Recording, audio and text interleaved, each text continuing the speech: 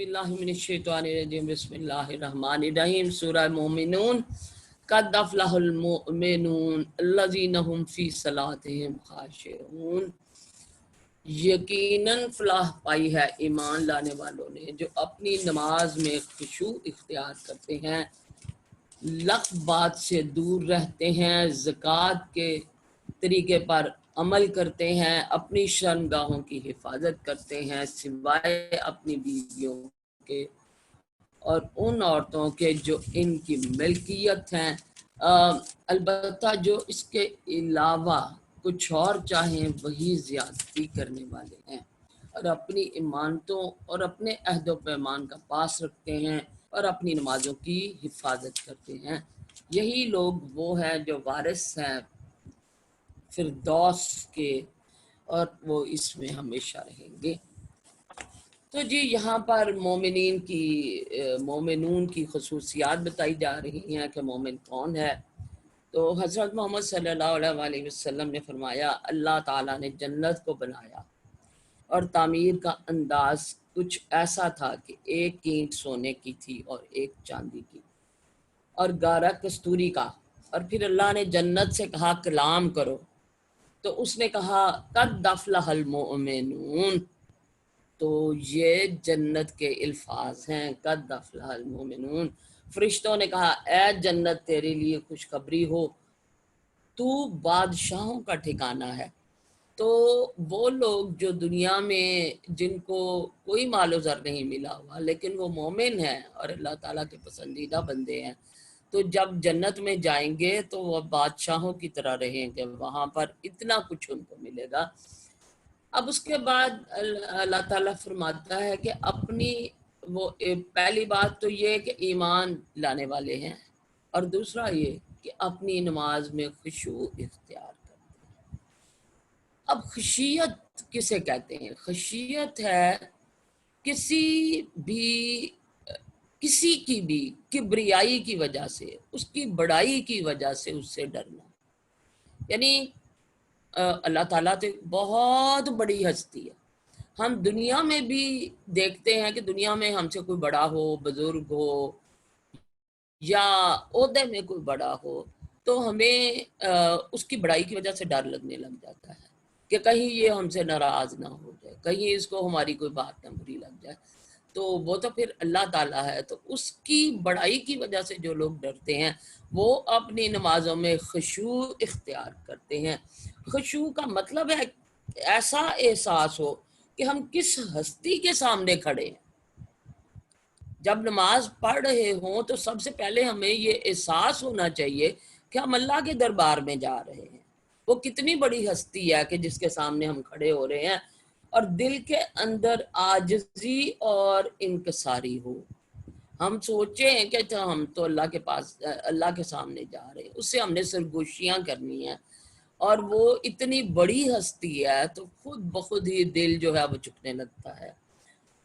खुशू का मतलब है दिल का हाजिर होना और जिस्म का पुरसकून होना। नमाज खुशू के बगैर ऐसे है जैसे रूह के बगैर जिस्म। तो नमाज खुशू के साथ वही अदा करते हैं जो मुशफिकून है, जो अल्लाह ताला से डरते हैं। खुशू कहते हैं जन्नत को वाजिब करने वाला अमल है। जो खुशू से नमाज पढ़ता है इससे अल्लाह का वादा है कि अल्लाह उसकी बख्शिश फरमाएगा और जो ऐसा नहीं करेगा उसके लिए अल्लाह को कोई वादा नहीं, अगर चाहे तो बख्श दे, अगर चाहे तो अजाब दे। आप सल्लल्लाहु अलैहि वसल्लम ने फरमाया जो शख्स अच्छी तरह वजू करे फिर खुशू व खुजू के साथ 2 रकत नमाज अदा करे तो उसके लिए जन्नत वाजिब हो जाएगी। नमाज का अजर खुशू के हिसाब से ही मिलता है। रसूलुल्लाह सल्लल्लाहु अलैहि वसल्लम ने फरमाया बेशक बंदा नमाज पढ़ता है और हर आदमी का अजर मुख्तलिफ होता है और उसके लिए नमाज, किसी के लिए नमाज का 10वां हिस्सा, किसी के लिए 9वां, 8वां, 7वां, 6ठा और इस तरह उन्होंने फरमाया कि किसी के लिए नमाज का आधा हिस्सा भी लिखा जाता है। तो उस हिसाब से होता है कि जितनी नमाज के अंदर जितना खुशू इख्तियार किया जाए, क्योंकि नमाज जब हम पढ़ रहे होते हैं तो हमें दुनिया की बातें जो है वो ज़हन में आना शुरू हो जाती है। शैतान है ना, تو شیطان ان کاموں میں لگا دیتا ہے، اچھا میں نے نماز پڑھتے ساتھ یہ کام کرنا ہے، اچھا میں نے نماز پڑھتے ساتھ یہ کرنا ہے، اچھا وہ فلانی بات یاد آ گئی، ہاں فلانے نے جو ہے وہ تنگ کیا، یا کوئی اپنا کوئی بات ایسی غلط جو ہے وہ یاد آ جاتی ہے، اچھا اس پہ اللہ تعالیٰ ناراض نہ ہو، اور وہ اس سے بندہ آگے سے آگے پہنچ رہا ہوتا ہے۔ تو جتنا زیادہ اللہ کو یاد کیا جائے نماز کے اندر، اتنا ہی نماز کا خشوع بڑھتا ہے اور اتنا ہی اس کا حصہ ملتا ہے۔ نبی صلی اللہ علیہ وسلم نے یہ بھی فرمایا کہ اس امت میں سے سب سے پہلے خشوع اٹھا لیا جائے گا، حتیٰ کہ تمہیں ان میں ایک بھی خشوع والا آدمی نظر نہیں آئے گا، تو قیامت کے قریب خشوع جو ہے وہ سب سے پہلے اٹھایا جائے گا۔ ہمیں کرنا کیا چاہیے کہ جب ہم نماز پڑھیں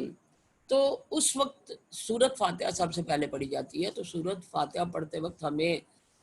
یہ ہمارے ذہن میں ہونا چاہیے کہ جب ہم الحمدللہ کہیں، جیسا کہ پہلے بھی اس چیز کا ذکر ہوا تھا کہ جب ہم الحمدللہ رب العالمین کہتے ہیں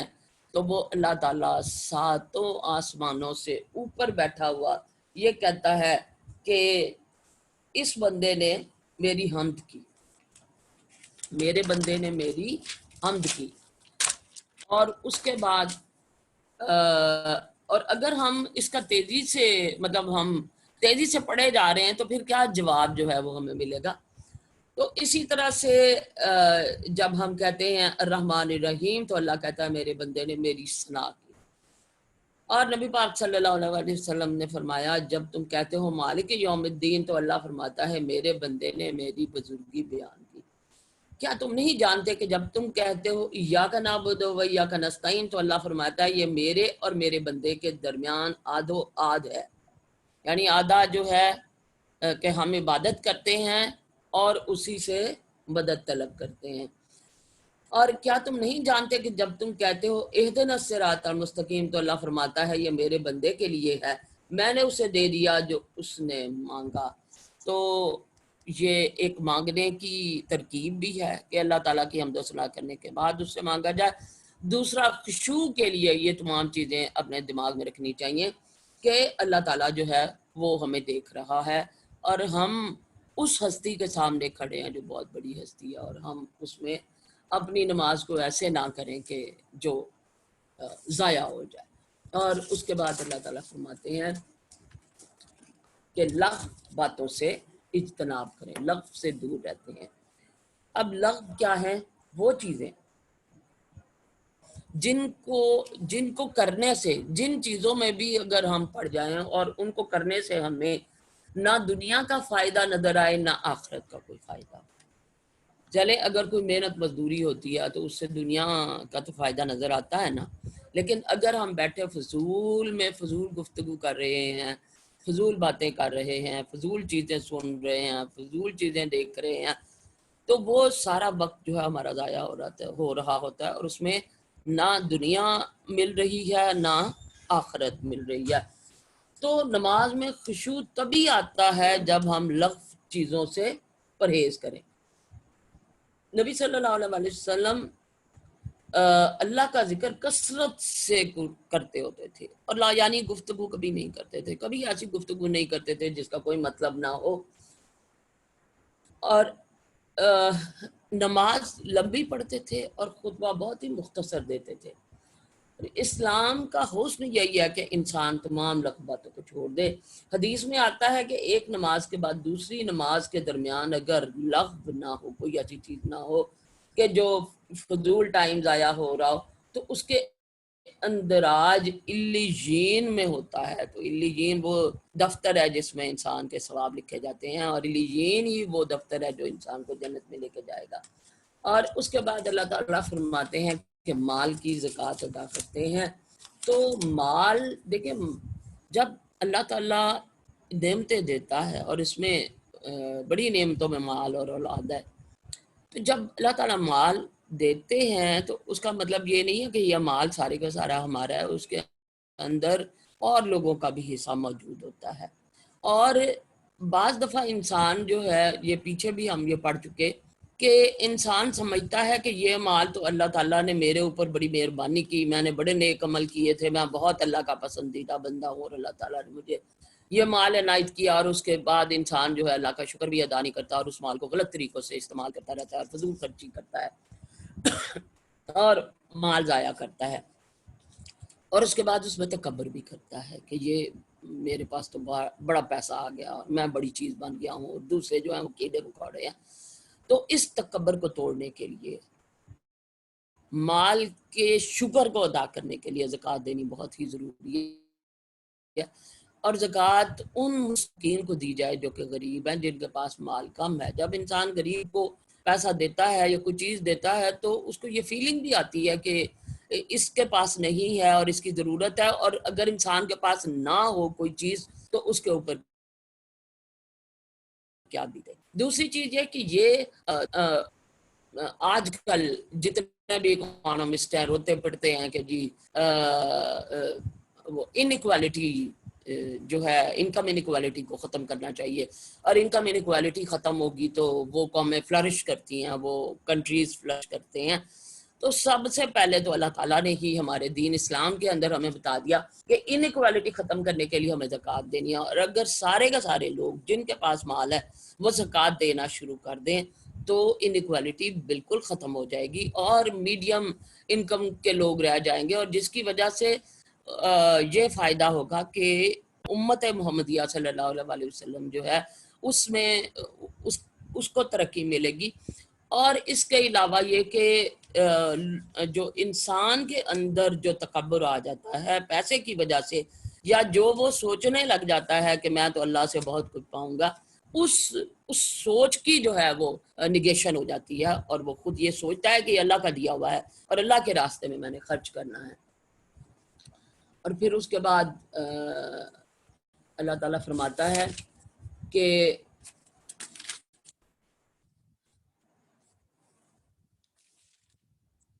اپنی شرمگاہوں کی حفاظت کرتے ہیں سوائے اپنی بیویوں کے اور ان عورتوں کے جو ان کی ملکیت ہیں، وہ ان کے لیے وہ قابل ملامت نہیں ہیں، البتہ جو اس کے علاوہ کچھ اور چاہیں وہی زیادتی کرنے والے ہیں، اور یہ زیادتی بہت زیادہ ہوتی ہے کہ اگر اپنی بیویوں کے علاوہ کوئی ایسی سوچ رکھی جائے، اور اس میں ہم سب کو جانتے ہیں کہ زنا جو ہے اس کی بہت بڑی سزا ہے، کوڑوں کی سزا ہے، لیکن اگر ایسے بھی صرف زنا کا مطلب یہ نہیں ہے کہ فزیکلی زنا کیا جائے، جو غلط چیزیں سوچنا، غلط چیزیں دیکھنا، یہ بھی زنا میں آتا ہے، کیونکہ یہ آنکھیں بھی غلط چیز دیکھتی ہیں تو اس کو جواب دینا پڑے گا قیامت کے دن۔ اور ان تمام چیزوں سے پرہیز کرنا چاہیے جو کہ یہ اللہ کی بتائی ہوئی حدود ہیں جو گناہ کی طرف لے کے جاتی ہیں۔ اگر ان حدود کے قریب بھی پھٹکے تو انسان جو ہے وہ بہت دور نکل جاتا ہے، جس سے گناہوں کے اندر پڑ جاتا ہے، اور پھر مومنین کی صفات میں وہ داخل نہیں ہوتا۔ اس کے بعد اپنی امانتوں اور اپنے عہد و پیمان کا پاس رکھتے ہیں۔ تو یہ جگہ جگہ پہ آپ دیکھیں عہد و پیمان کی بات بار بار ہوتی ہے اور امانت کی بات ہوتی ہے۔ اب امانت ضروری نہیں ہے کہ امانت یہ ہے کہ مجھے کسی نے کوئی چیز پکڑائی ہے میں اس کو حفاظت سے رکھوں اور اس کے بعد میں کہوں کہ میں تو امانت میں خیانت نہیں کرتی۔ امانت ہر وہ ذمہ داری ہے جو کسی کو اللہ تعالیٰ نے سونپی ہے، ہر ذمہ داری جو کسی کو سونپی ہے اس ذمہ داری کو بالکل اچھے طریقے سے نبھانا جو ہے وہ امانت داری ہے۔ اب اگر ایک عورت ہے اور اس کے بچے ہیں تو ان بچوں کی اچھی تربیت اس کی ذمہ داری ہے اس عورت کی، اور یہ امانت ہے۔ اگر وہ اس میں اچھے طریقے سے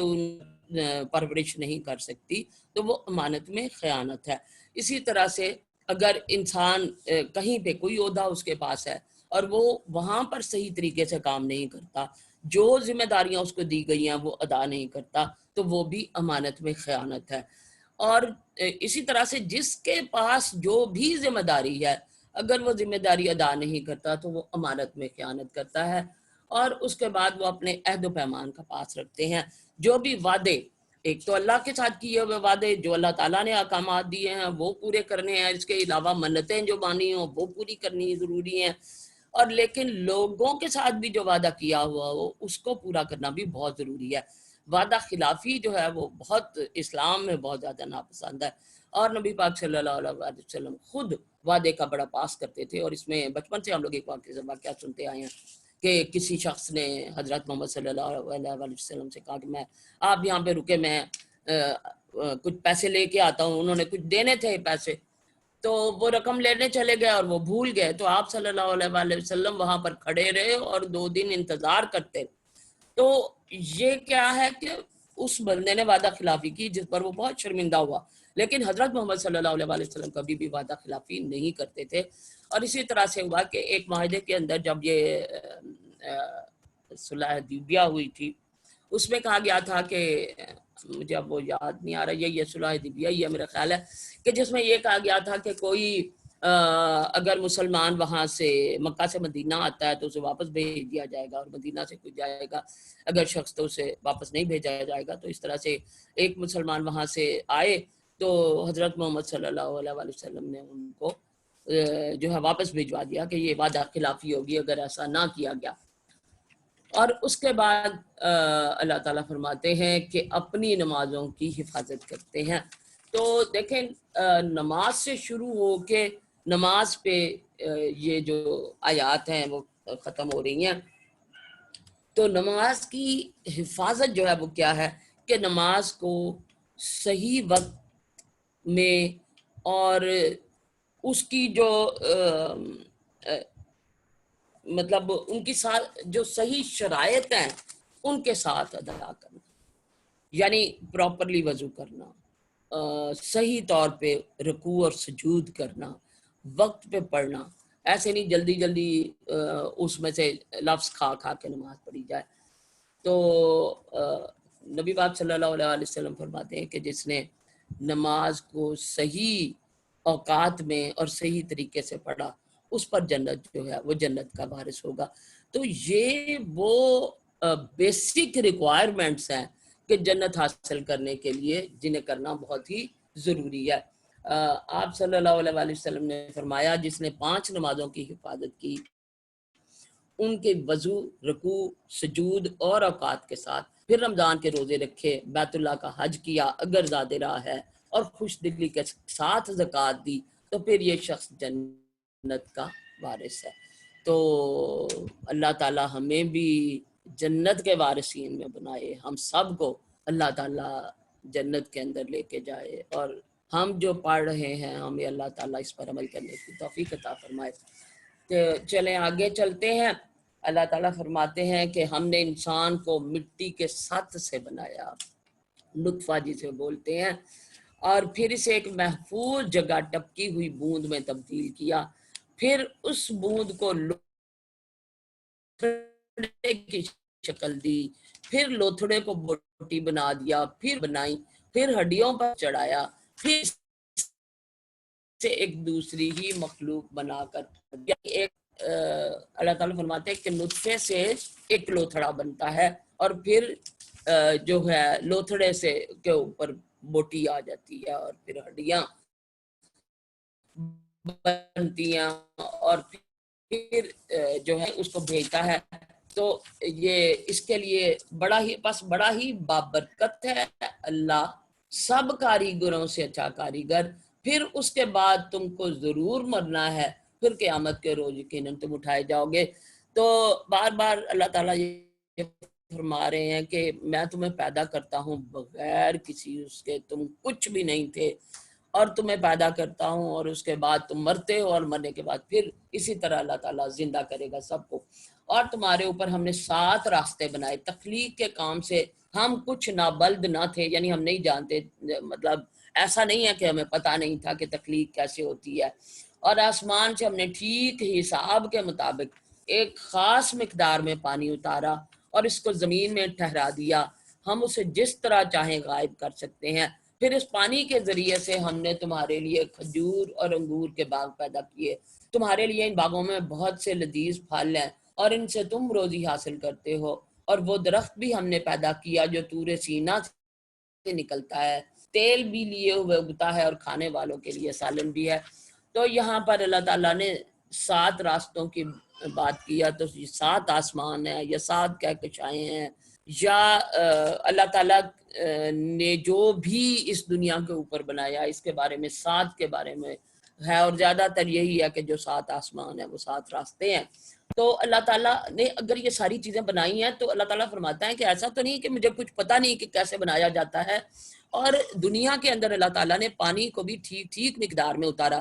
ایسے ٹھیک ٹھیک مقدار میں اتارا کہ نہ تو سیلاب، مطلب اللہ نہ کرے کہ کبھی زیادہ ضرورت سے زیادہ بارش ہو جائے اور سیلاب آ جائے،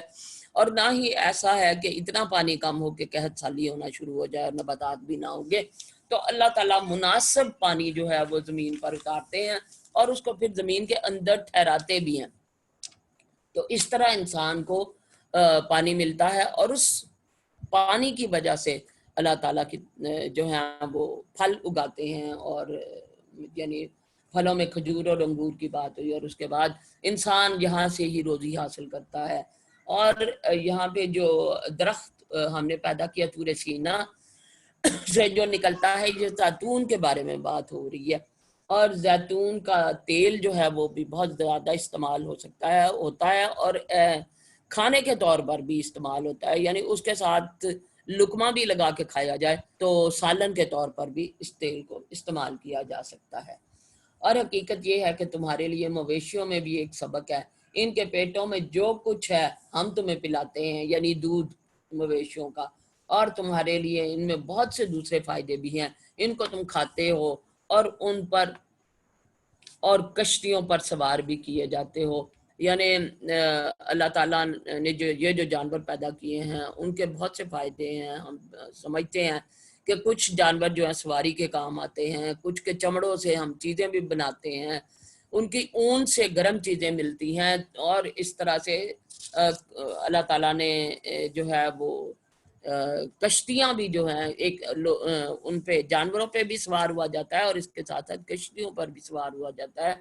تو اللہ تعالیٰ کی یہ ساری نعمتیں ہیں جن کی وجہ سے انسان جو ہے وہ یہاں پر چل پھر رہا ہے اور اسے ملا ہوا ہے سب کچھ. اور اللہ تعالیٰ کی ہمیں ان نعمتوں کا جو ہے شکر ادا کرنا چاہیے. ہم نے نوح علیہ السلام کو اس کی قوم کی طرف بھیجا. اس نے کہا اے میری قوم کے لوگوں، اللہ کی بندگی کرو، اس کے سوا تمہارے لیے کوئی اور معبود نہیں ہے، کیا تم ڈرتے نہیں ہو؟ اس کی قوم کے جن سرداروں نے ماننے سے انکار کیا وہ کہنے لگے کہ یہ شخص کچھ نہیں مگر ایک بشر تم ہی جیسا، اس کی غرض یہ ہے کہ تم پر برتری حاصل کرے. اللہ کو اگر بھیجنا ہوتا تو فرشتے بھیجتا. یہ بات تو ہم نے کبھی اپنے باپ دادا کے وقتوں میں سنی ہی نہیں کہ کوئی انسان رسول بن کر آئے. کچھ نہیں، بس اس آدمی کو ذرا جنون لاحق ہو گیا ہے، کچھ مدت اور دیکھ لو. نوح علیہ السلام نے کہا پروردگار، ان لوگوں نے جو میری تکذیب کی ہے اس پر اب تو ہی میری نصرت فرما. ہم نے اس پر وحی کی کہ ہماری نگرانی میں اور ہماری وحی کے مطابق کشتی تیار کر، پھر جب ہمارا حکم آ جائے گا اور تنور ابل پڑے تو ہر قسم کے جانوروں میں سے ایک ایک جوڑا لے کر اس میں سوار ہو جا، اور اپنے اہل و عیال کو بھی ساتھ لے، سوائے ان کے جن کے خلاف پہلے فیصلہ ہو چکا ہے. اور ظالموں کے معاملے میں مجھ سے کچھ نہ کہنا، یہ اب غرق ہونے والے ہیں. پھر جب تو اپنے ساتھیوں سمیت کشتی پر سوار ہو جائے تو کیا شکر ہے اس خدا کا جس نے ہمیں ظالم لوگوں سے نجات دی. اور کہا کہ پروردگار مجھ کو برکت والی جگہ اتار اور تو بہترین جگہ دینے والا ہے. تو یہ دعا ہے کہ قل رب انزلنی منزلا مبارکم وانت خیر المنزلین. تو یہ دعا بھی انہوں نے پڑھی. اور یہ حضرت نوح کا قصہ جو ہے یہ پیچھے بھی آ چکا ہوا ہے کہ جب ان لوگوں نے انکار کرنا شروع کر دیا، اور وہی باتیں تھیں جو شروع سے وہ کرتے چلے آ رہے تھے کہ یہ کیا بات ہے کہ ایک انسان جو ہے اسی کو ہمارے اندر ایک نبی بنا کے بھیج دیا گیا ہے اور اس کے ساتھ کوئی فرشتہ کیوں نہیں آیا. تو اس وجہ سے وہ انکار ہی کرتے رہے. تو اس پر جو ہے حضرت نوح نے دعا مانگی کہ بھئی یا اللہ مجھے یہ قوم جو ہے یہ ان سے نجات دے، ظالموں کی قوم سے. تو اللہ تعالیٰ نے پھر حکم دیا کہ تم ہم وحی کے مطابق جو ہے کشتی بناؤ اور اس میں ساری چیزوں کا ایک ایک جوڑا رکھو. تو وہ انہوں نے جب رکھ لیا تو اس کے بعد وہ جو تنور جو ہے وہ ابلنے لگ گیا اور وہ کشتی جو ہے اس سیلاب میں، اس کے بعد بارش بھی شروع ہو گئی اور سیلاب آ گیا اور سیلاب میں وہ کشتی چل پڑی. اس قصے میں بڑی نشانیاں ہیں اور آزمائش تو ہم کر کے ہی رہتے ہیں۔ ان کے بعد ہم نے ایک دوسرے دور کی قوم اٹھائی، پھر ان میں خود انہی کی قوم کا ایک رسول بھیجا کہ اللہ کی بندگی کرو، تمہارے لیے اس کے سوا کوئی اور معبود نہیں ہے، کیا تم ڈرتے نہیں ہو؟ اس کی قوم کے جن سرداروں نے ماننے سے انکار کیا، دیکھیں ہر جگہ پہ سردار ہی ہیں جو ماننے سے انکار کر رہے ہیں، بڑے لوگ، کیونکہ جو لوگ ذرا امیر ہوتے ہیں اور بڑے ہوتے ہیں اور ان کی بات جو ہے وہ فالو کی جا رہی ہوتی ہے تو ان کا بڑا برا لگتا ہے کہ ہماری حکومت تھی، ہم جو ہے وہ ان کا یہ لوگ ہماری باتیں مانتے تھے اور اب کوئی اور نبی آ گیا ہے جس کی یہ باتیں ماننا شروع ہو جائے اور ہماری ویلیو ختم ہو جائے، تو اس لیے وہ اس چیز کو ماننے سے انکار کر دیتے تھے۔ تو جن سرداروں نے ماننے سے انکار کیا اور آخرت کی پیشی کو جھٹلایا، جن کو ہم نے دنیا کی زندگی میں آسودہ کر رکھا تھا، بات دیکھ لیں کہ بھئی آسودہ کر رکھا تھا، اللہ تعالیٰ نے ساری نعمتیں دی ہوئی تھی اور ان نعمتوں کی ناشکری تھی کہ وہ یہی کہتے تھے کہ بس یہ تو ہمارا حق ہے، ہمیں ملا ہوا ہے اور اللہ کے پاس بھی ہمیں بہت زیادہ مل جائے گا، اول تو ہم نے جانا ہی نہیں ہے، یہ یہاں پہ عیش و عشرت ہے جو کر لیں اور اس کے بعد یہ سارا کچھ ختم ہو جائے گا، تو اگر جائیں گے بھی تو وہاں پر جو ہے ہم اس سے زیادہ پائیں گے۔ تو یہ بہت بڑی آزمائش ہوتی ہے، یہ مال جو ہے یہ بہت بڑا فتنہ ہے اور اس فتنے کی وجہ سے انسان اللہ سے دور چلا جاتا ہے اور ایسی باتوں کی وجہ سے، تکبر کی وجہ سے اللہ کی نافرمانی میں آ جاتا ہے اور اللہ سے سزا پاتا ہے۔ اللہ پھر بھی ڈھیل دیتے جاتے ہیں کہ ٹھیک ہے یہ کرتا جائے برائیاں جتنی کرنی ہے۔ وہ کہنے لگے یہ شخص کچھ نہیں ہے مگر ایک بشر تم ہی جیسا، جو کچھ تم کھاتے ہو وہی یہ کھاتا ہے اور جو کچھ تم پیتے ہو وہی یہ پیتا ہے، اب اگر تم نے اپنے ہی جیسے ایک بشر کی اطاعت قبول کر لی تو تم گھاٹے میں رہو گے، یہ تمہیں اطلاع دیتا ہے کہ جب تم مر کر مٹی ہو جاؤ گے اور ہڈیوں کا پنجر بن کر رہ جاؤ گے اس وقت تم نکالے جاؤ گے۔ بعید، بالکل بعید ہے یہ وعدہ، یعنی ہو ہی نہیں سکتا جو تم سے کیا جا رہا ہے، زندگی کچھ نہیں ہے مگر بس یہی دنیا کی زندگی، یہی ہم کو مرنا اور جینا ہے اور ہم ہرگز اٹھائے جانے والے نہیں ہیں۔ یہ شخص خدا کے نام پر محض جھوٹ گاڑ رہا ہے اور ہم کبھی اس کے ماننے والے نہیں ہیں۔ رسول نے کہا پروردگار، ان لوگوں نے جو میری تکذیب کی یعنی جو مجھے جھٹلایا، اس پر اب تو ہی میری مدد فرما۔ جواب میں ارشاد ہوا قریب ہے وہ وقت جب یہ اپنے کیے پر پچھتائیں گے، آخر کار ٹھیک ٹھیک حق کے مطابق ایک ہنگامہ عظیم نے ان کو آ لیا اور ہم نے ان کو کچرا بنا کر پھینک دیا، دور ہو ظالم قوم۔ تو اللہ تعالیٰ نے ان کے ظلم کا ان کو بدلہ یہ دیا کہ ان کو توڑ پھوڑ کر رکھ دیا، کچرا بنا دیا۔ پھر ہم نے ان کے بعد دوسری قومیں اٹھائیں،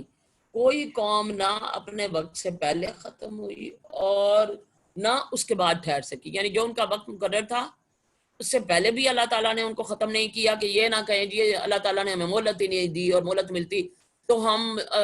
جو ہے رسول کی بات مانتے اور اللہ کی باتیں مانتے، اور مہلت نہیں ملی اس لیے ہمیں کیوں اٹھایا گیا۔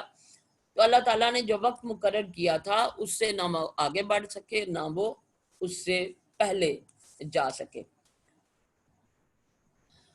پھر ہم نے پیدر پہ اپنے رسول بھیجے، جس قوم کے پاس بھی اس کا رسول آیا اس نے اسے جھٹلایا، اور ہم ایک کے بعد ایک قوم کو ہلاک کرتے چلے گئے حتیٰ کہ ان کو بس افسانہ ہی بنا کر چھوڑا۔ یہ پھٹکار ان لوگوں پر ہے جو ایمان نہیں لاتے۔ تو اللہ نے تمام قوموں کی پہلے پیچھے بھی باتیں کی اور یہاں پہ بھی اللہ تعالیٰ فرماتے ہیں کہ ایک قوم کو عذاب بھیج کے اللہ تعالیٰ دوسری قوم لے کے آتا تھا، اور پھر دوسری قوم جو ہے وہ خرابی کرنے لگتی تھی تو اس کو اس پر عذاب بھیج کے تیسری، تو اس طرح سے اللہ تعالیٰ پے در پے جو ہے مختلف قومیں بھیجتے چلے گئے۔ پھر ہم نے موسیٰ اور اس کے بھائی ہارون کو اپنی نشانیاں اور کھلی سند کے ساتھ فرعون اور اس کے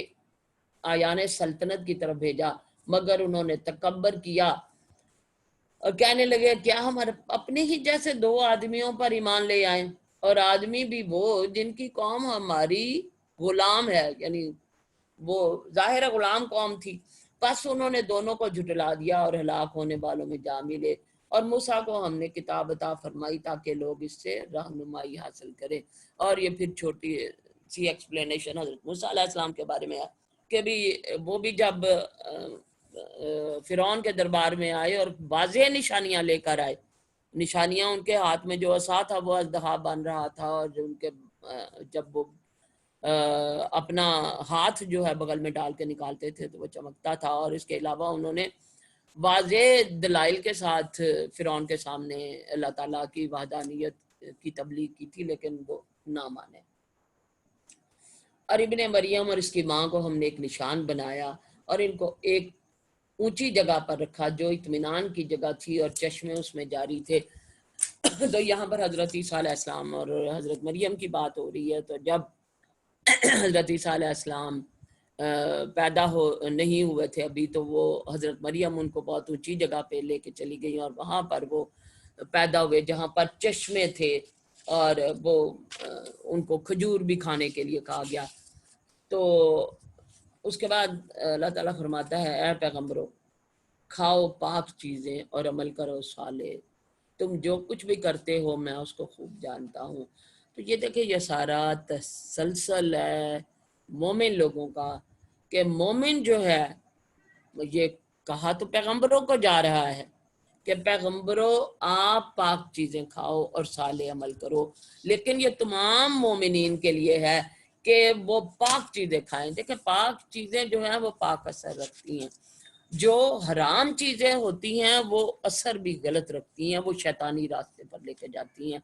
اگر انسان نے صحیح راستے پر جانا ہے تو اسے حلال ہی کھانا ہوگا اور پاکیزہ کھانا ہوگا۔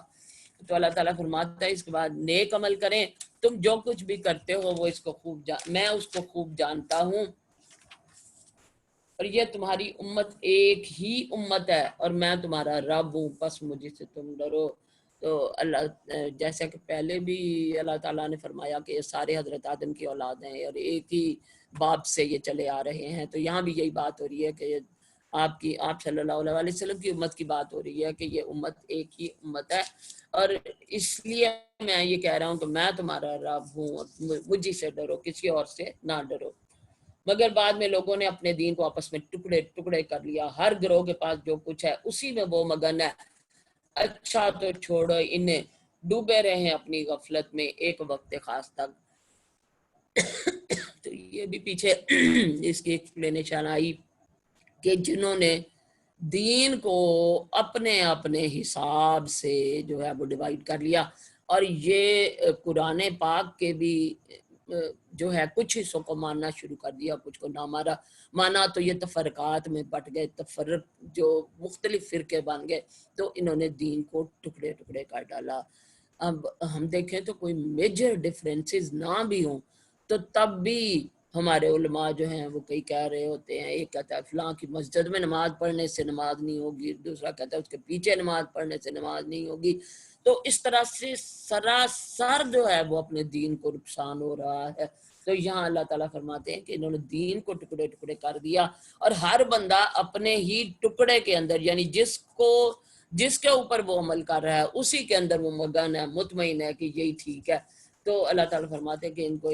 ان کی غفلت میں ڈوبے رہنے دیں، اور ایک خاص وقت تک، یعنی جب وہ وقت آ جائے گا، وقت مقرر، تو اس پہ اللہ تعالیٰ جو ہے پھر حساب کتاب لے لیں گے۔ اور اس دین کے ٹکڑے ٹکڑے کرنے کے ساتھ ساتھ اہل کتاب کی بھی یہاں بات ہو رہی ہے کہ وہ اہل کتاب جو ہیں، یہودی جو ہیں، انہوں نے بھی یہی کیا تھا کہ انہوں نے کتاب کے کچھ حصوں کو لے لیا تھا اور اپنے طور پہ جو ہے وہ دین گھڑ کے لے لیا، اور اسی دین کے اوپر وہ کار بند رہنے لگے۔ تو کیا یہ سمجھتے ہیں کہ ہم جو انہیں مال اور اولاد سے مدد دیے جا رہے ہیں تو گویا انہیں بھلائیاں دینے میں سرگرم ہے؟ انہیں اصل معاملے کا انہیں شعور ہی نہیں ہے۔ بھلائیوں کی طرف دوڑنے والے اور سبقت کر کے انہیں پا لینے والے تو در حقیقت وہ لوگ ہیں جو اپنے رب کے خوف سے ڈرے رہتے ہیں، خشیت سے ڈرتے ہیں، اور جو اپنے رب کی آیات پر ایمان لاتے ہیں، جو اپنے رب کے ساتھ کسی کو شریک نہیں کرتے، اور جن کا حال یہ ہے کہ دیتے ہیں جو کچھ بھی دیتے ہیں، اور دل ان کے اس خیال سے کانپتے رہتے ہیں کہ ہمیں اپنے رب کی طرف پلٹنا ہے، ہم کسی شخص کو اس کی مقدرت سے زیادہ کی تکلیف نہیں دیتے، یعنی بوجھ اتنا ہی ڈالتے ہیں جو کوئی سہ سکے، اور ہمارے پاس ایک کتاب ہے جو ہر ایک کا حال ٹھیک ٹھیک بتا دینے والی ہے، اور لوگوں پر ظلم بہرحال نہیں کیا جائے گا۔ تو یہاں جو بات کی جا رہی ہے کہ یعنی لوگوں کو جن کو اللہ تعالیٰ نعمتیں دے رہا ہے وہ بہت بڑی غلط فہمی میں ہے کہ یہ ان کے نیک اعمال کی وجہ سے انہیں جو ہے وہ اللہ تعالیٰ نواز رہا ہے یا اللہ تعالیٰ ان کو ان سے بہت خوش ہے. تو اللہ تعالیٰ فرما رہے ہیں کہ نہیں، اصل میں معاملہ کچھ اور ہے، یہ ان کی آزمائش ہے، اور آزمائش کو یہ سمجھ نہیں رہے. اور مطلب اگر آزمائش انسان سمجھ رہا ہو تو پھر اس پہ وہ پراپرلی عمل کرتا ہے کہ اللہ کی نعمتوں کا شکر گزار ہو، جو پیچھے ہم پہلے بھی ایکسپلین کر چکے ہیں. تو اللہ تعالیٰ فرماتے ہیں کہ وہ لوگ جو بھلائیوں کی طرف دوڑنے والے ہیں، بھلائیاں حاصل کرنے کے لیے جلدی کرتے ہیں، نیکی کرنے کے لیے جلدی کرتے ہیں. تو کوئی بھی ایسا کام جس میں نیکی ہو، جس میں ثواب ملتا ہو، وہ اس کو کرنے میں جلدی کرتے ہیں. یہ نہیں ہے کہ ابھی نماز پڑھنی ہے تو اچھا اٹھیں گے پڑھیں گے، سستی کر لی، یہ کر لیا وہ کر لیا، اور وہ جب نماز قضا ہونے والی ہوئی تو اس کو ادا کرنا شروع کر دیا. تو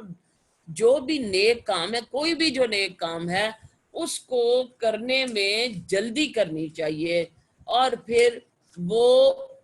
ان نیک کاموں کو کرنے میں ایک دوسرے سے سبقت لے جانے کی کوشش کرتے ہیں. یعنی یہ نہیں ہے کہ دیکھیں دنیا کی کمپٹیشن تو ہم کرتے ہیں نا، اچھا فلانا جو ہے اس نے یہ عہدہ پا لیا، اچھا فلانا جو ہے وہ فرسٹ آ گیا تو ہمیں بھی یہ کرنا ہے. وہ تو نیکیوں میں سبقت لے جانے کی کوشش کرتے ہیں کہ ہم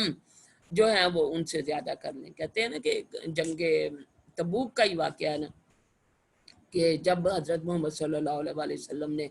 مال مانگا تو حضرت عمر جب اپنے گھر گئے لینے کے لیے تو انہوں نے دل میں سوچا آج تو میں اپنے گھر کا آدھا مال لے کے جا رہا ہوں، ابو بکر صدیق کو تو میں ہرا ہی دوں گا اس معاملے میں. تو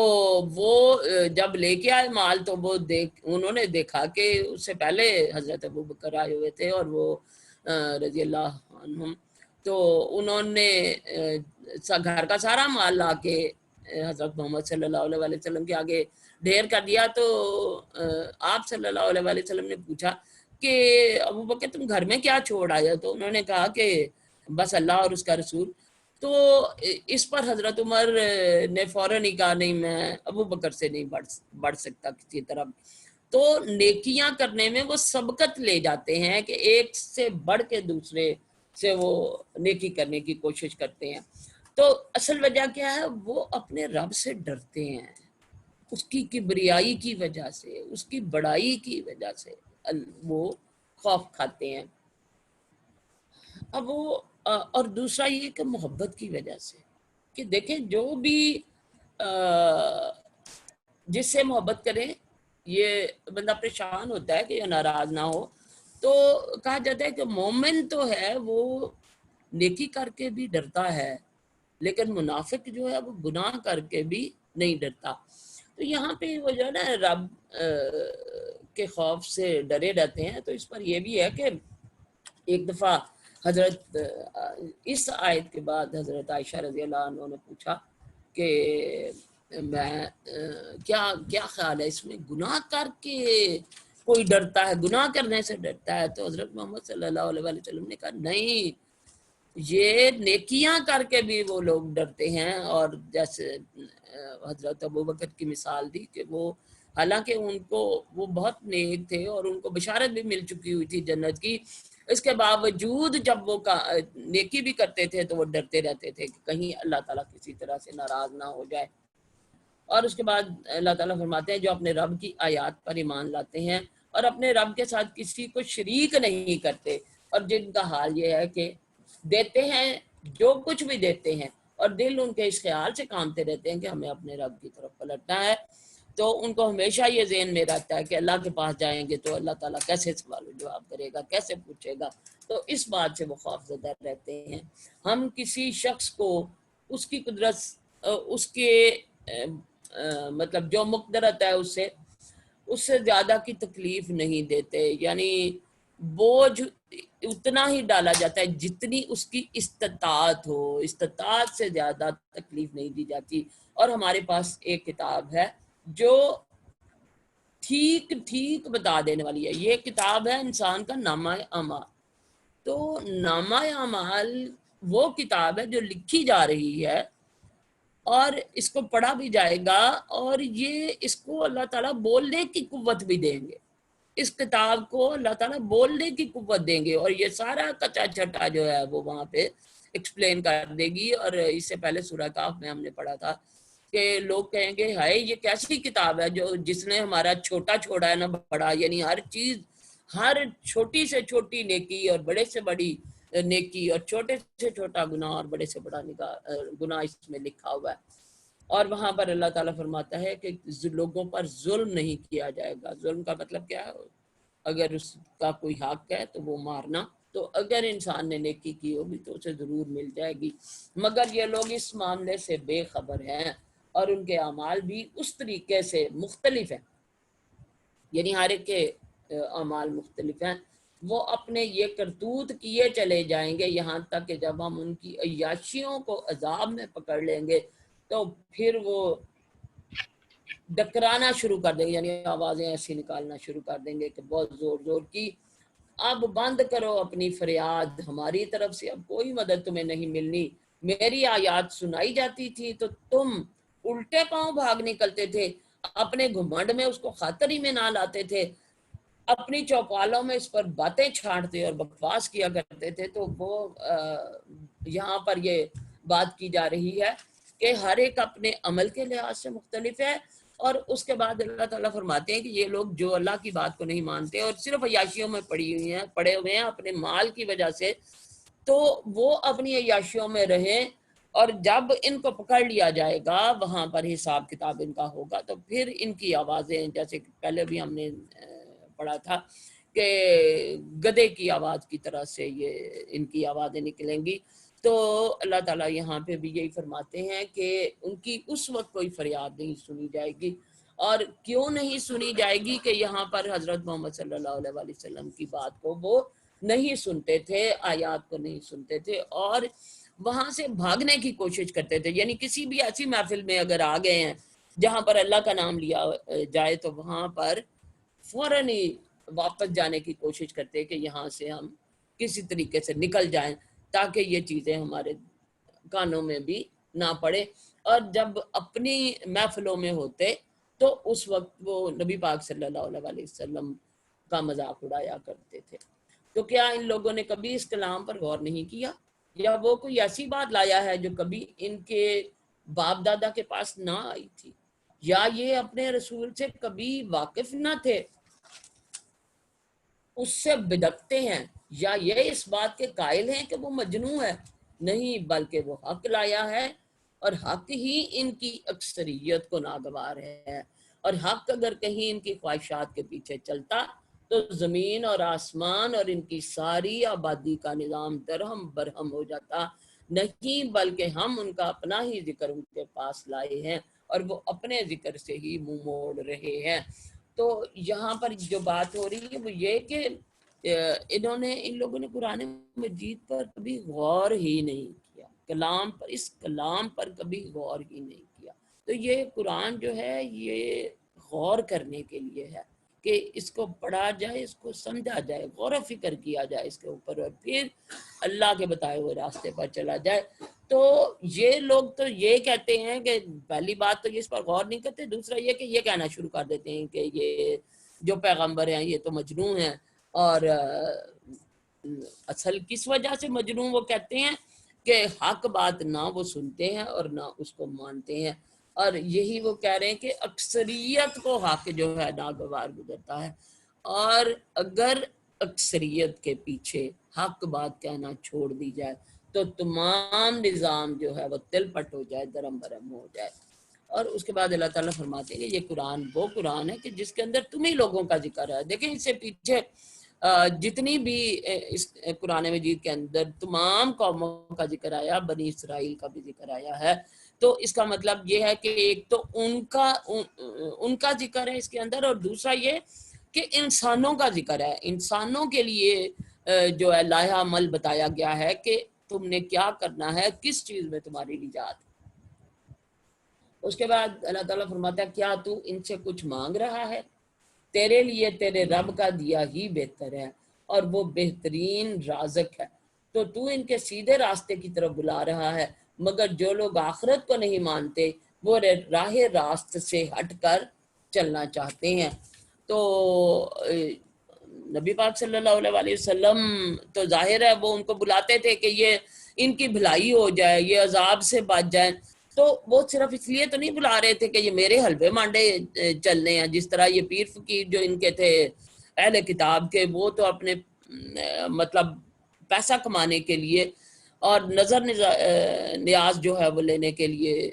تبلیغ کیا کرتے تھے اور اپنی باتیں منواتے ہوتے تھے، لیکن حضرت محمد صلی اللہ علیہ وسلم تو لوگوں کو نجات دلانے کے لیے اللہ کی طرف بلا رہے تھے۔ تو اللہ تعالیٰ فرماتا ہے کہ یہ تو آخرت کو نہیں مانتے بلکہ اس سے ہٹ کر چلنا چاہتے ہیں، اور اس پر حضرت محمد صلی اللہ علیہ وسلم کو بڑا ایک دن مطلب یہ کہ وہ برا لگا ان کو، اور انہوں نے اللہ تعالیٰ سے دعا کی کہ یا اللہ تو نے جس طرح سے حضرت یوسف کی مدد کی اس طرح سے میری بھی مدد فرما۔ تو پھر ان کی بدعا کی وجہ سے وہاں پر قحط پڑا اور وہ 7 سال قحط رہا۔ اس کے بعد ابو سفیان نبی پاک صلی اللہ علیہ وسلم کے پاس آیا، اس وقت وہ بھی مسلمان نہیں تھا، تو وہ آ کے اس نے کہا کہ آپ دعا کریں، تو اگر بارش ہو گئی تو میں جو ہے اسلام لے آؤں گا۔ تو ہوا یہ کہ پھر آپ صلی اللہ علیہ وسلم نے دعا کی اور بارش بھی فوراً ہوئی، اور پھر بارش اتنی زیادہ ہوئی کہ آپ صلی اللہ علیہ وسلم نے دعا کی تو بارش رکی، مگر وہ پھر بھی اس وقت اسلام نہ لایا۔ اگر ہم ان پر رحم کریں اور وہ تکلیف جس میں آج کل یہ مبتلا ہے دور کر دیں تو یہ اپنی سرکشی میں بالکل ہی بہک جائیں گے۔ ان کا حال تو یہ ہے کہ ہم نے انہیں تکلیف میں مبتلا کیا، پھر بھی یہ اپنے رب کے آگے نہ جھکے اور نہ عاجزی اختیار کرتے ہیں۔ البتہ جب نوبت یہاں تک پہنچ جائے گی کہ ہم ان پر سخت عذاب کا دروازہ کھول دیں تو یکایک تم دیکھو گے کہ اس حالت میں یہ ہر خیر سے مایوس ہو جائیں گے۔ تو جب عذاب ان پہ آئے گا، بات اسی بارش کی ہو رہی تھی کہ وہ پھر اس کے باوجود بھی انہوں نے نہیں مانا، تو اگر ہم ان پر عذاب نازل کریں گے تو پھر ان کو سمجھ نہیں آئے گی کہ انہوں نے کیا کرنا ہے، اور یہ ہر خیر سے مایوس ہو جائیں گے، پھر ان کو کچھ خیر نہیں ملنی۔ وہ اللہ ہی تو ہے جس نے تمہیں سننے اور دیکھنے کی قوتیں دی اور سوچنے کو دل دی ہے، مگر تم لوگ کم ہی شکر گزار ہوتے ہو۔ وہی ہے جس نے تمہیں زمین میں پھیلایا، اسی کی طرف تم سمیٹے جاؤ گے۔ وہی زندگی بخشتا ہے، وہی موت دیتا ہے۔ گردش لیل و نہار یعنی دن اور رات کی گردش میں، گردش جو ہے وہ اسی کی قبضہ قدرت میں ہے۔ کیا تمہاری سمجھ میں یہ بات نہیں آتی؟ مگر یہ لوگ وہی کچھ کہتے ہیں جو ان کے پچھلے کہہ چکے ہیں۔ یہ کہتے ہیں کہ کیا جب ہم مر کر مٹی ہو جائیں گے اور ہڈیوں کا پنجر بن کر رہ جائیں گے تو ہم کو پھر زندہ کر کے اٹھایا جائے گا؟ ہم نے بھی یہ وعدے بہت سنے ہیں اور ہم سے پہلے ہمارے باپ دادا بھی سنتے رہے ہیں، یہ محض افسانے ہیں۔ تو وہ یہ کہا انہوں نے بھی کہ بھی یہ تو پیچھے بھی یہی باتیں ہوتی رہی ہیں، پرانی کہانیاں ہیں، تو یہ ان پر ہم نے کیا ایمان لانا ہے؟ ان سے کہو بتاؤ اگر تم جانتے ہو کہ یہ زمین اور اس کی ساری آبادی کس کی ہے؟ یہ ضرور کہیں گے اللہ کی۔ کہو پھر تم ہوش میں کیوں نہیں آتے؟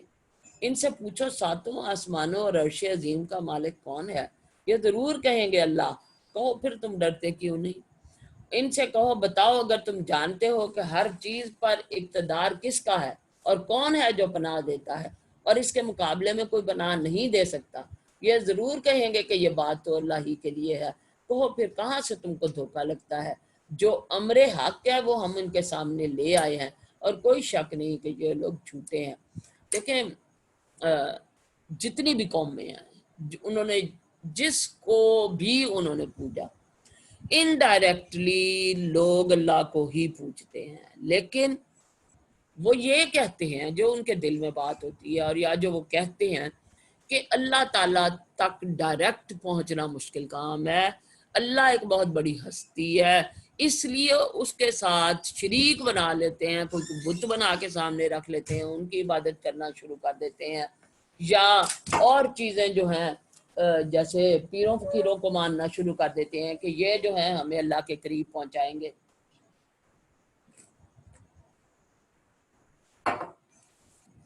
یا اور نیک لوگ جو ہیں وہ ان کو ذریعہ بنا لیتے ہیں۔ تو اصل جو ہے وہ سب کے لیے پیدا کرنے والا، ان کی ہر حاجت پوری کرنے والا اللہ ہی ہے، لیکن انہوں نے اس کے ساتھ اللہ کے ساتھ شریک کر لیے ہو گئے۔ اللہ نے کسی کو اپنی اولاد نہیں بنایا اور کوئی دوسرا خدا اس کے ساتھ نہیں ہے۔ اگر ایسا ہوتا تو ہر خدا اپنی خلق کو لے کر الگ ہو جاتا، یعنی جو اس نے پیدا کیا وہ الگ لے جاتا، اور پھر وہ ایک دوسرے پر چڑھ دوڑتے، یعنی خدا خدا ہی آپس میں لڑنے لگتے۔ پاک ہے اللہ ان باتوں سے جو یہ لوگ بناتے ہیں، کھلے اور چھپے کا جاننے والا، اور وہ بالا تر ہے اس شرک سے جو یہ لوگ تجویز کر رہے ہیں۔ اے محمد صلی اللہ علیہ وسلم دعا کرو کہ پروردگار جس عذاب کی ان کو دھمکی دی جا رہی ہے وہ اگر میری موجودگی میں تو لائے تو اے میرے رب مجھے ان ظالم لوگوں میں شامل نہ کیجیے۔ اور حقیقت یہ ہے کہ ہم تمہاری آنکھوں کے سامنے ہی وہ چیز لے آنے کی پوری قدرت رکھتے ہیں جس کی دھمکی ہم انہیں دے رہے ہیں۔ تو اللہ کی قدرت ہے کہ اللہ عذاب لانا چاہے تو کسی وقت بھی لے آئے۔ اے محمد صلی اللہ علیہ وسلم، یعنی یہ دعا کرنی چاہیے کہ یا اللہ ہمیں تو رب لا تجعلنی فی القوم الظالمین کے ظالم قوم میں اللہ تعالی ہمیں شامل نہ کرے۔ اے محمد صلی اللہ علیہ وسلم برائی کو اس طریقے سے دفع کرو جو بہترین ہے۔ جو کچھ باتیں وہ تم پر بناتے ہیں وہ ہمیں خوب معلوم ہے، اور دعا کرو کہ پروردگار میں شیاطین کی اکساہٹوں سے تیری پناہ مانگتا ہوں، بلکہ اے میرے رب میں تو اس سے بھی تیری پناہ مانگتا ہوں کہ وہ میرے پاس آئیں۔ تو یہاں پر ہمیں جو ہے اس کے لیے دعا مانگنی چاہیے، اعوذ بکلمات اللہ التامات من غضبہ و عقابہ وشر عبادہ ومن همزات الشیاطین ویحضرون، کہ شیاطین جو ہیں وہ حاضر ہوتے ہیں۔ اور نبی پاک صلی اللہ علیہ وسلم نے یہ بھی فرمایا کہ جب جو بھی شیطان جو ہے یہ تمہارے ہر عمل اور ہر کام میں دخل دیتا ہے تو اس سے بچنے کے لیے دعا کرنی چاہیے، یہاں تک کہ جب ان میں سے کسی کو موت آ جائے گی تو کہنا شروع کرے گا اے میرے رب مجھے اسی دنیا میں واپس بھیج دیجئے جسے میں چھوڑ آیا ہوں، امید ہے کہ اب میں نیک عمل کروں گا، ہرگز نہیں، یہ تو بس ایک بات ہے جو وہ بک رہا ہے۔ اب ان سب کے پیچھے ایک برج خائل ہے، اور دوسری زندگی کے دن تک پھر جو ہی سور پھونک دیا جائے گا ان کے درمیان پھر کوئی رشتہ نہ رہے گا اور نہ وہ ایک دوسرے کو پوچھیں گے۔ تو یہاں پر بات ہو رہی ہے کہ جب یہ برے لوگ جو دنیا میں گناہ کرتے رہے ہیں جب یہ اللہ تعالیٰ کے پاس جائیں گے تو یہ اللہ سے مہلت مانگیں گے کہ ہمیں یا اللہ تو واپس بھیج دے اور ہم پھر نیک عمل کریں، تو اللہ تعالیٰ فرماتا ہے کہ ایسا نہیں ہوگا کیونکہ اب ایک دفعہ جو چانس تھا وہ مل چکا ہے۔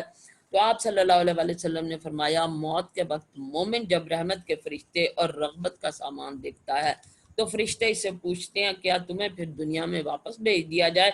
تو وہ کہتا ہے میں ان غموں اور تکلیفوں کی دنیا میں جا کر کیا کروں گا سوائے شہید کے، کہ وہ کہتا ہے کہ میں دنیا میں واپس جاؤں اور دوبارہ سے شہید ہوں۔ لیکن جو برے لوگ ہیں وہ اللہ سے کہیں گے کہ جی ہم نے واپس جانا ہے، لیکن جب ایک دفعہ انسان وہاں پہنچ گیا تو وہ واپس نہیں ہو سکے گا۔ تو یہی دنیا ہے، یہاں پر ہمیں جو مہلت ملی ہوئی ہے اس میں ہم اچھائی اور نیکی کر لیں تاکہ اللہ کے پاس ہم جب جائیں تو ہمیں کوئی یہ احساس نہ ہو کہ ہم نے کچھ بھی نہیں کیا۔ اس وقت جن کے پلڑے بھاری ہوں گے وہی فلاح پائیں گے، اور جن کے پلڑے ہلکے ہوں گے وہی لوگ ہوں گے جنہوں نے اپنے آپ کو گھاٹے میں ڈال لیا، وہ جہنم میں ہمیشہ رہیں گے، آگ ان کے چہروں کی کھال چاٹ جائے گی اور ان کے جبڑے باہر نکل آئیں گے۔ کیا تم وہی لوگ نہیں ہو کہ میری آیات تمہیں سنائی جاتی تھی تو تم انہیں جھٹلاتے تھے؟ وہ کہیں گے اے ہمارے رب ہماری بدبختی ہم پر چھا گئی تھی، ہم واقعی گمراہ لوگ تھے، اے پروردگار اب ہمیں یہاں سے نکال دے، پھر ہم ایسا قصور کریں تو ظالم ہوں گے۔ اللہ تعالیٰ جواب دے گا دور ہو میرے سامنے سے، پڑے رہو اسی میں اور مجھ سے بات نہ کرو۔ تم وہی لوگ تو ہو کہ میرے کچھ بندے جب کہتے تھے کہ اے ہمارے پروردگار ہم ایمان لائے، ہمیں معاف کر دے، ہم پر رحم کر، تو سب رحیموں سے اچھا رحیم ہے، تو تم نے ان کا مذاق بنا لیا، یہاں تک کہ ان کی ضد نے تمہیں یہ بھی بھلا دیا کہ میں بھی کوئی ہوں اور تم ان پر ہنستے رہے۔ آج ان کے اس صبر کا میں نے یہ پھل دیا ہے کہ وہی کامیاب ہیں۔ پھر اللہ تعالیٰ ان سے پوچھے گا بتاؤ زمین میں تم کتنے سال رہے؟ وہ کہیں گے ایک دن یا دن کا بھی کچھ حصہ ہم وہاں ٹھہرے رہے۔ شمار کرنے والوں سے پوچھ لیجئے ارشاد ہوگا تھوڑی ہی دیر ٹھہرے رہے، کاش تم نے یہ اس وقت جانا ہوتا، کیا تم نے یہ سمجھ رکھا تھا کہ ہم نے تمہیں فضول میں پیدا کیا ہے اور تمہیں ہماری طرف کبھی پلٹنا ہی نہیں ہے۔ تو یہاں اللہ تعالیٰ یہی فرما رہے ہیں کہ جب میزان رکھا جائے گا، حساب کتاب ہوگا، اور جن کے پلڑے نیکیوں کے بھاری ہوں گے وہی فلاح پائیں گے۔ دیکھیں سورہ مومنون ہے، شروع بھی فلاح سے ہوئی کہ فلاح کس نے پانی ہے، اور تقریباً اینڈ آ گیا ہے، تو یہی بات ہے کہ فلاح پانے والے کون ہیں؟ جن کے نیکیوں کے پلڑے بھاری ہوں گے۔ تو نیکیوں کا پلڑا بھاری ہونا بڑا ضروری ہے، اور اس کے لیے ہمیں نیکیاں جو ہیں چھوٹی سے چھوٹی نیکیاں بھی جو ہیں وہ کرنی چاہیے تاکہ وہ پلڑے بھاری ہو جائیں۔ اور کہتے ہیں کہ کسی ایک شخص کا اگر ہو سکتا ہے کہ کوئی اس کا نیکی کا پلڑا جو ہے وہ اونچا ہو اور برائی کا پلڑا نیچے آ جائے، تو اچانک کوئی بادل آئے گا اور وہ اس کا نیکیوں کا پلڑے کو بھاری کر دے گا، اور وہ اس کی کوئی چھوٹی سی نیکی ہوگی جو بادل کی شکل میں اللہ تعالیٰ لے کے آئے گا اور اس پلڑے کو بھاری فرما دیں گے اللہ تعالیٰ۔ تو وہاں یہاں سے اس دنیا سے جانے کے بعد کوئی چیز ایسی نہیں ہے کہ جو ہماری مدد کرے اور ہم وہاں پر کوئی جو ہے وہ دوزخ سے بچ سکیں یا جو ہے اپنے درجات کو بلند کر سکے۔ تین چیزیں ایسی ہیں جو مرنے کے بعد بھی جو ہے وہ نیکیوں میں اضافہ کرتی ہیں۔ اس میں پہلی ہے نیک اولاد، جو ماں باپ کے لیے دعا کرے، اللہ تعالیٰ سب کو نیک اولاد دے، اللہ ہمیں بھی اس قابل کرے کہ ہماری اولاد ہمارے لیے صدقہ جاریہ بنے، اور اللہ تعالیٰ ہر ایک کی اولاد کو صدقہ جاریہ بنائے، اور اللہ تعالیٰ جن کو اولاد نہیں دی یا اللہ تو ان کو بھی نیک اور صالح تندرست اولاد عطا فرما۔ اس کے بعد اللہ فرماتا ہے وہ علم، حدیث میں ہے کہ وہ علم جس سے لوگ فائدہ اٹھائیں، یعنی وہ بھی صدقہ جاریہ بنتا ہے۔ ایسا علم جو کوئی استاد دیتا ہے اور اس سے لوگ فائدہ اٹھائیں تو وہ بھی صدقہ جاریہ بنتا ہے۔ اور صدقہ ایسی جگہ پہ جہاں پر نیکیاں ہوتی ہوں تو وہ نیکیاں صدقہ جاریہ بنتی ہیں۔ اور اللہ تعالیٰ فرماتے ہیں کہ جب وہاں پر تم جاؤ گے تو وہاں کامیاب کون ہے؟ وہی ہیں جو اللہ تعالیٰ سے دعائیں کرتے رہتے ہیں، اللہ سے رحم مانگتے رہتے ہیں۔ اور حالانکہ جب وہاں پہ انسان اٹھے گا تو اس سے پوچھا جائے گا کہ دنیا میں کتنی دیر ہے، تو وہ کہے گا ایک پل، تھوڑی سی دیر۔ تو کیوں نہیں اس دنیا میں ہمیں یہ سمجھ آتی کہ اس دنیا کی وقت جو ہے بہت کم ہے، اور ہم آخرت کے لیے کچھ کریں جو بہت لمبا وقت ہے۔ بس بالا و برتر ہے اللہ، بادشاہ حقیقی، کوئی خدا اس کے سوا نہیں، مالک عرش برتر کا، اور جو کوئی اللہ کے ساتھ کسی اور کو معبود کو پکارے جس کے لیے اس کے پاس کوئی دلیل نہیں، تو اس کا حساب اس کے رب کے پاس ہے، ایسے کافر کبھی فلاح نہیں پائیں گے۔ تو آخر میں کافر کے بارے میں کہا کہ فلاح کافر نہیں پائیں گے، لیکن فلاح پانے والے جو ہیں مومنون ہیں۔ اس کے بعد سورہ نور شروع ہوتی ہے،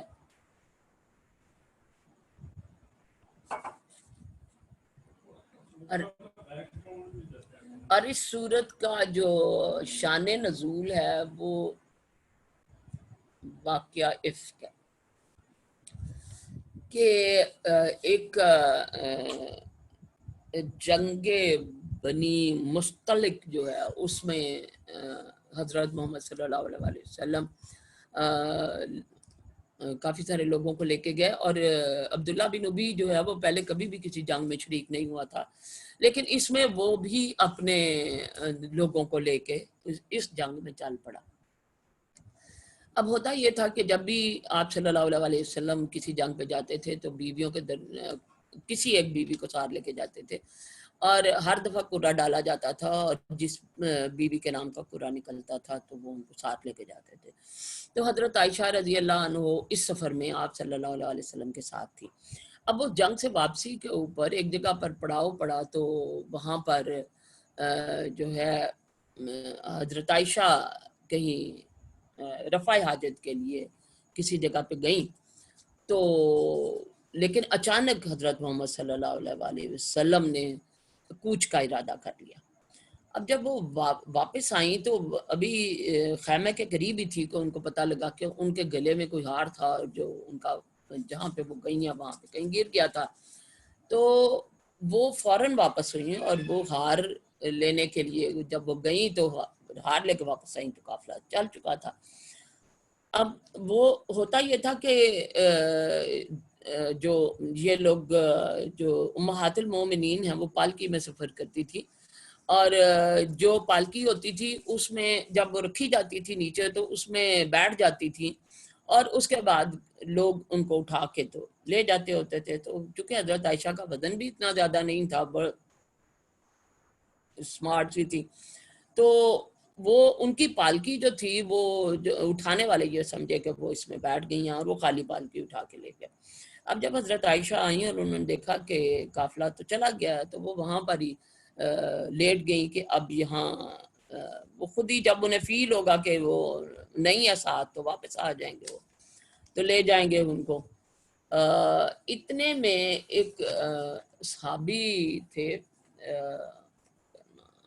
صفوان بن معطل. تو صفوان بن معطل جو ہیں وہ بھی کہیں رات کو ذرا لیٹ سوئے اور ان کی نیند ذرا دیر سے کھلی, تو انہوں نے حضرت عائشہ کو دیکھا اور انہوں نے فوراً پڑھا انا للہ و انا الیہ راجعون, اور انہوں نے وہ اپنا اونٹ کھڑا کیا اور جس پر وہ حضرت عائشہ بیٹھ گئیں اور وہ ان کو لے کے چل پڑے. اب جب وہ ادھر پہنچے جس جگہ پہ قافلے نے پڑاؤ ڈالا ہوا تھا تو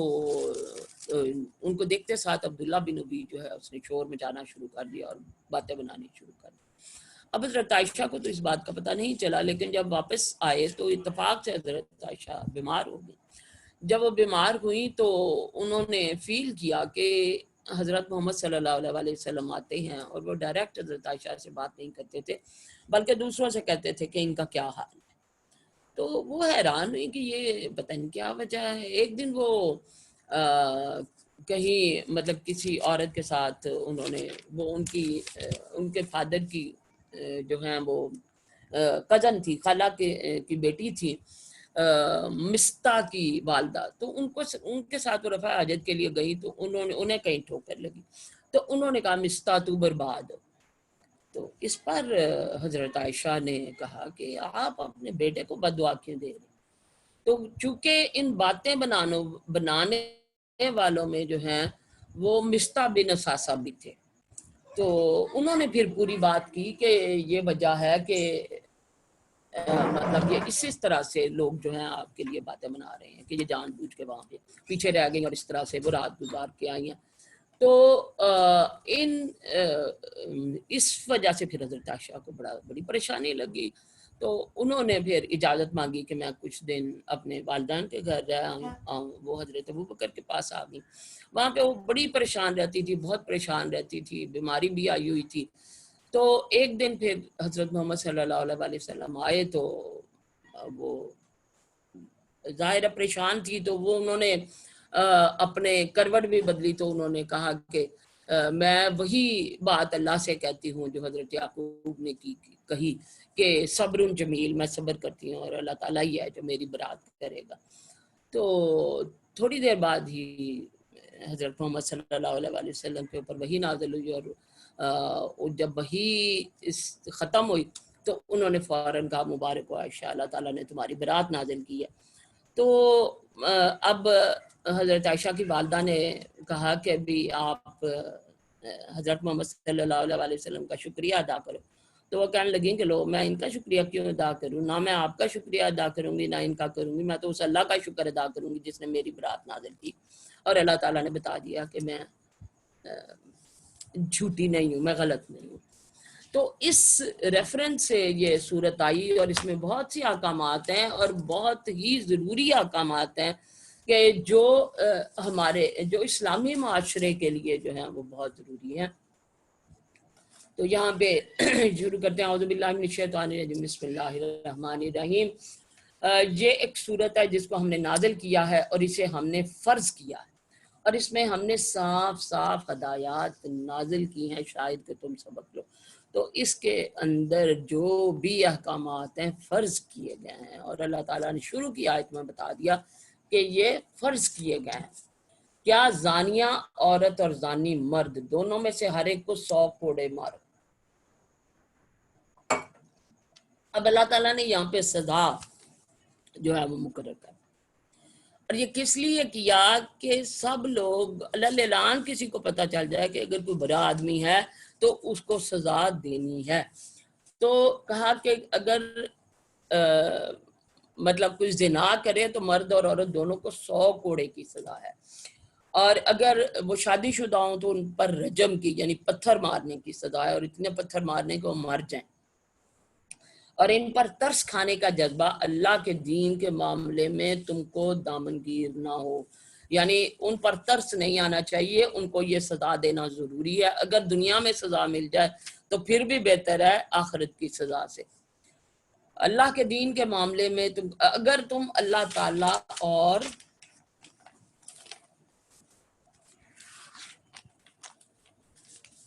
روز آخر پر ایمان رکھتے ہو، یعنی اگر اللہ اور روز آخر پر ایمان رکھتے ہو تو پھر سزا دینا ضروری ہے، اور ان کو سزا دیتے وقت اہل ایمان کا ایک گروہ موجود رہے، تو یعنی اعلان لوگوں کے اندر جو ہے وہ سزا دینی چاہیے تاکہ لوگوں کو پتہ چلے کہ برائی کرنے کا کیا نتیجہ نکلتا ہے، اور کوڑے لگائے جائیں تو دوسرے لوگ جو ہیں وہ دیکھ کے بعد آ جائیں۔ اوکے جی، زانی نکاح نہ کرے مگر زانیہ کے ساتھ یا مشرکہ کے ساتھ، اور زانیہ کے ساتھ نکاح نہ کرے مگر زانی یا مشرک، اور یہ حرام کر دیا گیا ہے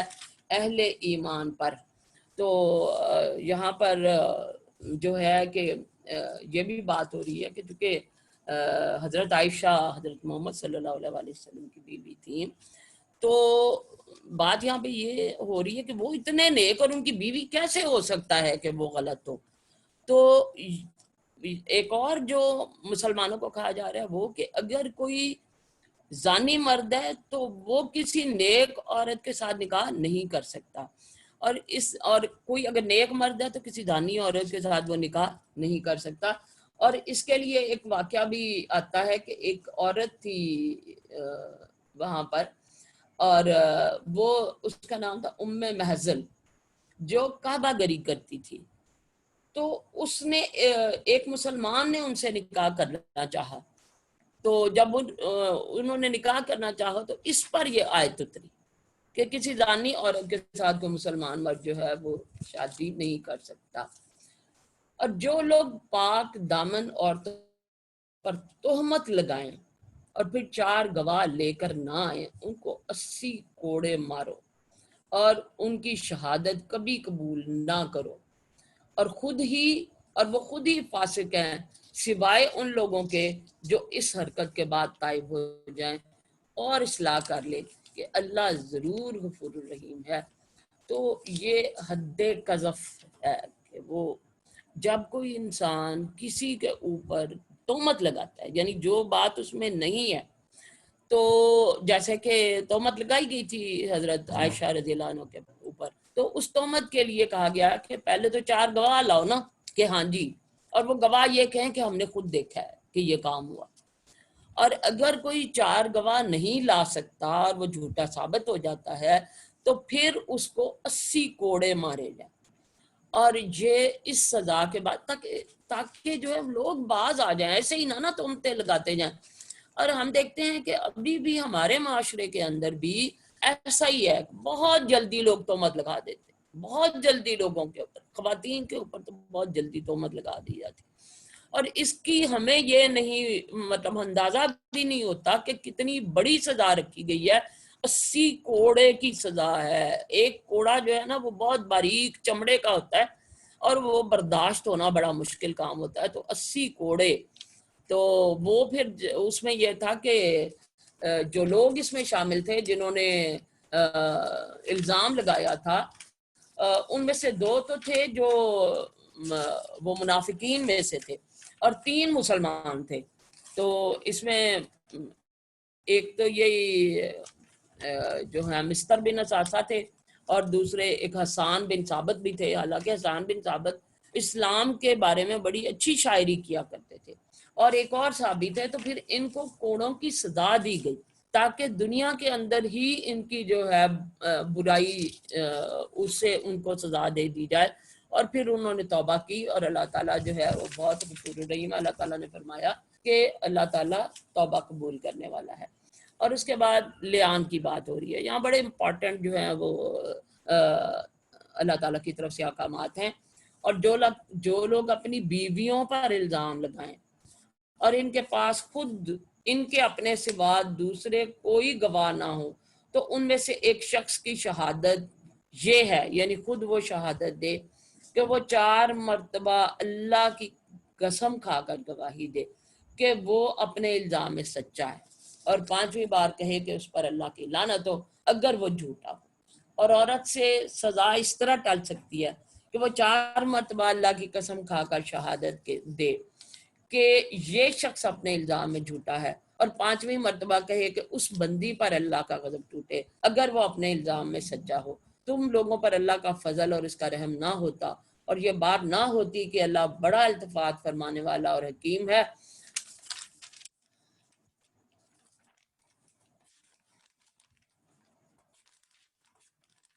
تو جو لوگ یہ بہتان گھڑ لائے ہیں وہ تمہارے ہی اندر کا ایک ٹولہ ہے، اس واقعے کو اپنے حق میں شر نہ سمجھو بلکہ یہ بھی تمہارے لیے خیر ہی ہے۔ اچھا، اب یہ بات جو ہو رہی ہے لیان والی، کہ جو لوگ اپنی بیویوں پر الزام لگاتے ہیں، اور اس کے بارے میں کہا جاتا ہے کہ ایک شخص کسی جنگ پہ گیا تھا، تو جب وہ واپس ہوا تو اس نے اپنی بیوی پر الزام لگایا۔ اب وہ اپنے الزام میں سچا تھا، لیکن جب وہ نبی پاک صلی اللہ علیہ وسلم کے پاس آیا تو انہوں نے کہا اپنے 4 گواہ لاؤ، کیونکہ اس سے پہلے یہ آیت آ چکی ہوئی تھی 4 گواہوں والی۔ تو اس نے کہا کہ میرے پاس اور تو کوئی گواہ نہیں ہے۔ تو پھر یہ آیات نازل ہوئی کہ اگر کوئی ایسا ہے جو اپنی بیوی پر الزام اس طرح سے لگاتا ہے کہ یہ غلط ہے یہ عورت، تو وہ اب کیا کرے کہ اب پہلے تو اپنے لیے اپنی طرف سے جو ہے وہ 4 قسمیں کھائے کہ میں صحیح کہہ رہا ہوں، جو کچھ بھی میں کہہ رہا ہوں وہ سچ، اور 5ویں دفعہ یہ کہ کہے کہ اگر میں جھوٹا ہوں تو مجھ پر لعنت۔ اور اب جو بیوی ہے اس کی جس پر الزام لگایا جا رہا ہے، وہ بھی 4 دفعہ قسم کھا کے کہے کہ یہ شخص جو میرے اوپر الزام لگا رہا ہے یہ جھوٹا ہے، اور اگر یہ سچ ہے تو میرے اوپر لعنت ہو۔ اب اس کی بیوی جو ہے اس کو جب اس شخص نے تو سب کے سامنے گواہی دے دی، اب جب اس کی بیوی کو گواہی کے لیے بلایا گیا تو اس کو پہلے تو یہ ہوا کہ بھئی میں نہ قسم اٹھاؤں، لیان نہ کروں۔ پھر اس نے کہا کہ اس طرح سے تو میرے قبیلے کی جو ہے وہ بےزتی ہو جائے گی، اور اس نے قسم اٹھا لی، اور اس نے جھوٹی قسم اٹھائی تھی۔ اس پر نبی پاک صلی اللہ علیہ وسلم نے کہا کہ اب یہ قسم تو اٹھا چکی ہے، تو اگر تو اس کا جو بچہ ہے وہ حبشی کی طرح سے ہوا تو اس کا مطلب ہے اس نے جھوٹی قسم اٹھائی تھی، اور اگر اپنے باپ پہ ہوا تو پھر یہ قسم میں سچی ہے، تو ہوا یہی کہ وہ غلط تھی۔ تو اس کے بعد اللہ تعالیٰ فرماتا ہے کہ یہ جو سزائیں ہیں یا جو کچھ بھی ہوا ہے اس کو اپنے حق میں شر نہ سمجھو، کیونکہ اس طرح سے اللہ تعالیٰ نے احکامات نازل کر دیے، اور اس کے بعد برائی جو ہے وہ اس کے لیے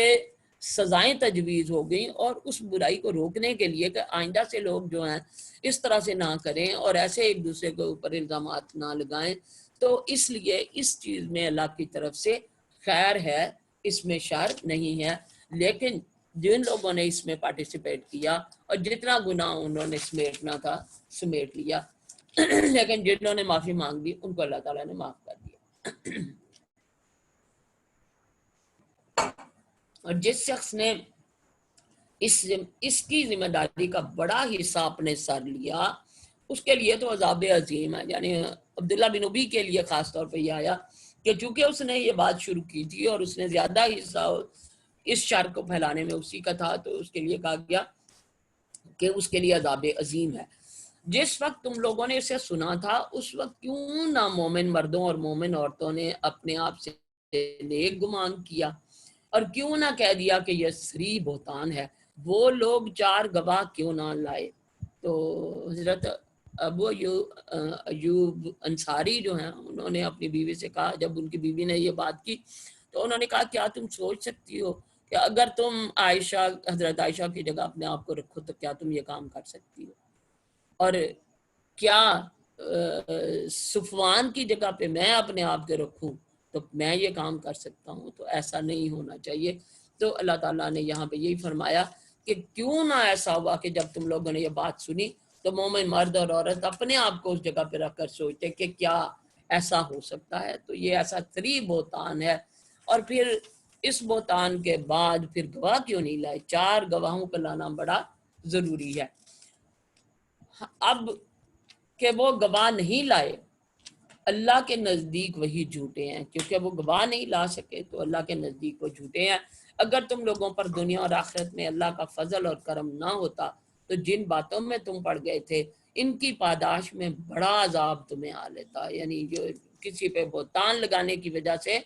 بڑا عذاب آ جاتا، جبکہ تمہاری ایک زبان سے دوسری زبان اس جھوٹ کو لیتی چلی جا رہی تھی اور تم اپنے منہ سے وہ کچھ کہے جا رہے تھے جس کے متعلق تمہیں کوئی علم نہ تھا، تم اسے ایک معمولی بات سمجھ رہے تھے، حالانکہ اللہ کے نزدیک یہ بڑی بات تھی۔ تو یہ بڑا معمولی سمجھا جاتا ہے، کسی کے لیے بھی کوئی بات کہہ دینا، ہاں جی فلاں جو ہے وہ ایسی ہے، فلاں جو ہے وہ ایسی ہے، اور یہ بات کہتے وقت ہمیں شرم بھی نہیں آتی کہ ہمیں تو اس کے لیے 4 گواہ لانے پڑیں گے۔ تو اللہ ہمیں بچائے اس دن سے، اس وقت سے۔ کیوں نہ اسے سنتے ہی تم نے کہہ دیا کہ ہمیں ایسی بات زبان سے نکالنا زیب نہیں دیتا۔ سبحان اللہ، یہ تو ایک بہتان عظیم ہے کہ پہلے ہی کہنا چاہیے تھا تمہیں کہ یہ بہتان ہے۔ اللہ تم کو نصیحت کرتا ہے کہ آئندہ کبھی ایسی حرکت نہ کرنا۔ اگر تم مومن ہو اللہ تمہیں صاف صاف ہدایات دیتا ہے اور وہ علم والا اور حکمت والا ہے۔ جو لوگ چاہتے ہیں کہ ایمان لانے والوں کے گروہ میں فحش پھیلے وہ دنیا اور آخرت میں دردناک سزا کے مستحق ہیں۔ اللہ جانتا ہے اور تم نہیں جانتے۔ اگر اللہ کا فضل اور اس کا رحم و کرم تم پر نہ ہوتا اور یہ بات نہ ہوتی کہ اللہ بڑا شفیق اور رحیم ہے تو بڑا مشکل تھا کہ مطلب یہ لوگ بچ سکتے۔ تو اللہ تعالیٰ جو ہے اس نے بہت رحم کیا۔ تو بات یہ ہے کہ یہاں پہ یہ کہا جا رہا ہے کہ فحش بات کو پھیلانا جو ہے وہ بہت بڑا گناہ ہے، اور فحش بات کو پھیلانے کا سبب کیا بنا کہ انہوں نے ایک غلط بات تھی اور الزام لگا کے اور پھر اس کو برائی کو پھیلانا شروع کر دیا۔ تو یہ ایک بے حیائی تھی، اور یہ یعنی بے حیا بات وہ کہہ رہے تھے، اور اس طرح کی بات کرنا جو ہے وہ گناہ کبیرہ ہے۔ یعنی ایک تو بری بات،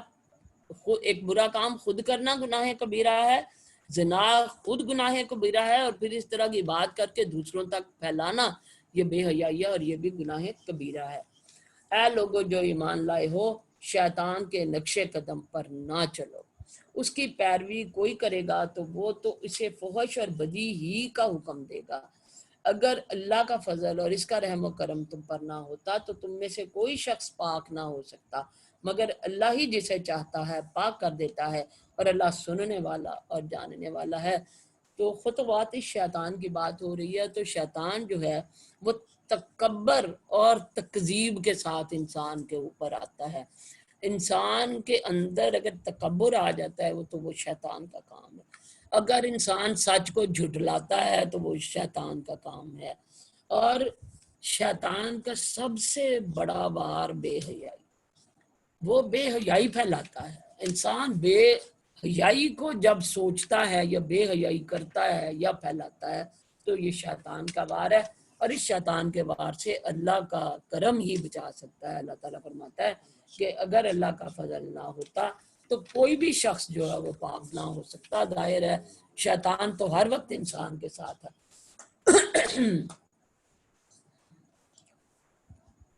تم میں سے جو لوگ صاحب فضل اور صاحب استطاعت ہیں وہ اس بات کی قسم نہ کھا بیٹھیں کہ اپنے رشتہ دار، مسکین اور مہاجر فی سبیل اللہ لوگوں کی مدد نہ کریں گے۔ انہیں معاف کر دینا چاہیے اور درگزر کرنا چاہیے۔ کیا تم نہیں چاہتے کہ اللہ تمہیں معاف کرے؟ اللہ کی صفت یہ ہے کہ وہ غفور الرحیم ہے۔ تو یہاں بات ہو رہی ہے حضرت ابوبکر رضی اللہ تعالیٰ عنہ کی، کہ ظاہر ہے یہ جو مصطح بن اساسہ تھے اور یہ بہت غریب تھے، اور ان کے پورے گھرانے کی کفالت حضرت ابو بکر کیا کرتے تھے، چونکہ رشتہ دار تھے، مطلب ان کی مدر حضرت ابو بکر کی خالہ کی بیٹی تھی، رشتہ دار تھے، غریب تھے، تو وہ جب ان کی مدد کیا کرتے تھے، تو جب یہ واقعہ افک ہوا اور حضرت عائشہ پر تہمت لگائی گئی، اور جس میں مستح بن ساسا جو ہے وہ آگے آگے پیش تھا، تو اس پر حضرت ابوبکر صدیق کو بڑا غصہ چڑھا اور انہوں نے قسم کھا لی کہ میں آئندہ ان کی مدد نہیں کروں گا۔ تو اس پر یہ آیات پھر اتری کہ اگر تم استطاعت رکھتے ہو اور دوسرے کی مدد کر سکتے ہو تو پھر ایسی قسم نہ اٹھائی جائے کہ جس پر تم اپنے رشتہ داروں کو اور مسکینوں کو جو ہے وہ نہ اللہ کے راستے میں نہ دے سکو۔ تو اس کے بعد کہتے ہیں کہ اللہ تعالیٰ، اور یہ بھی کہ اگر تم چاہتے ہو کہ اللہ تمہیں معاف کرے تو تم لوگوں کو معاف کرو۔ تو یہ بات اپنے دماغ میں رکھنی چاہیے کہ اگر ہم چاہتے ہیں کہ اللہ ہمیں معاف کرے تو ہمیں دنیا میں بھی اگر کسی نے کوئی غلطی کی ہے، کوئی زیادتی ہمارے ساتھ ہوئی ہے، تو ہمیں اس کو معاف کرنا چاہیے۔ تو حضرت ابوبکر جب یہ آیات اتری تو پھر حضرت ابوبکر صدیق نے قسم کا کفارہ دیا، اور اس کے بعد انہوں نے جو ہے جو جتنی بھی وہ خیرات کرتے تھے، جتنا پیسہ ان کو دیتے تھے، اس سے زیادہ دینا شروع کر دیا تاکہ اللہ تعالیٰ راضی ہو جائے۔ جو لوگ پاک دامن بے خبر مومن عورتوں پر تہمتیں لگاتے ہیں، ان پر دنیا اور آخرت میں لعنت کی گئی ہے اور ان کے لیے بڑا عذاب ہے۔ وہ اس دن کو بھول نہ جائیں جب کہ ان کی اپنی زبانیں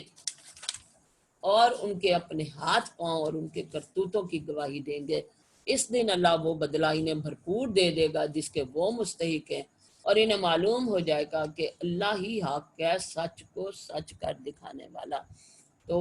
یہ جو لوگ بھی اس میں شریک ہوئے اور جنہوں نے بڑھ بڑھ کے باتیں کی اور حضرت عائشہ پر تہمتیں لگائیں، تو اللہ تعالیٰ نے فرمایا کہ یہ جو لوگ بھی معصوم اور بے خبر عورتوں، یعنی انہوں نے وہ کام کیا ہی نہیں ہے، معصوم ہے، تو ان پر جو لوگ تہمتیں لگاتے ہیں تو ان پر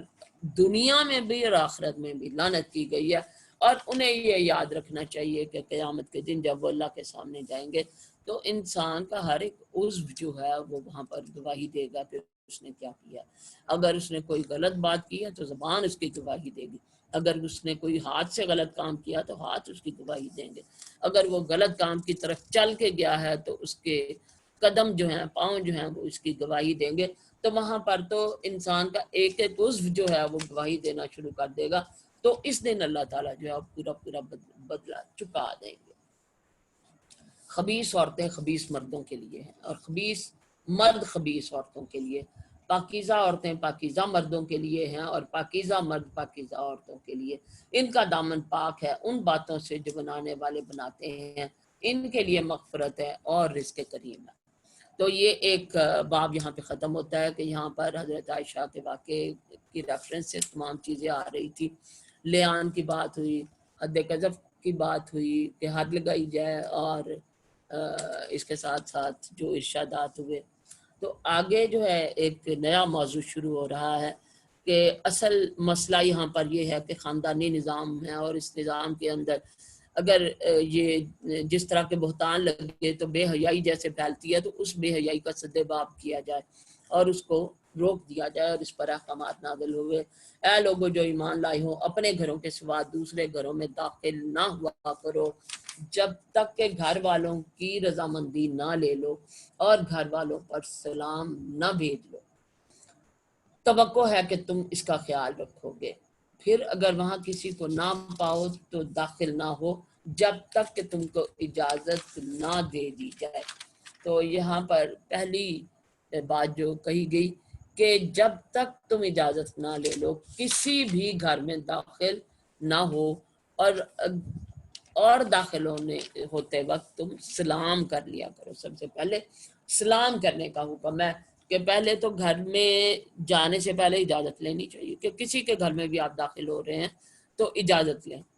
اور اجازت اگر مل جائے تو اس کے بعد سلام کرنا چاہیے۔ تو جب ہم کسی بھی گھر میں داخل ہوں تو السلام علیکم ضرور کہنا چاہیے۔ اور کہتے ہیں کہ صفوان بن امیر جب مسلمان ہوئے تو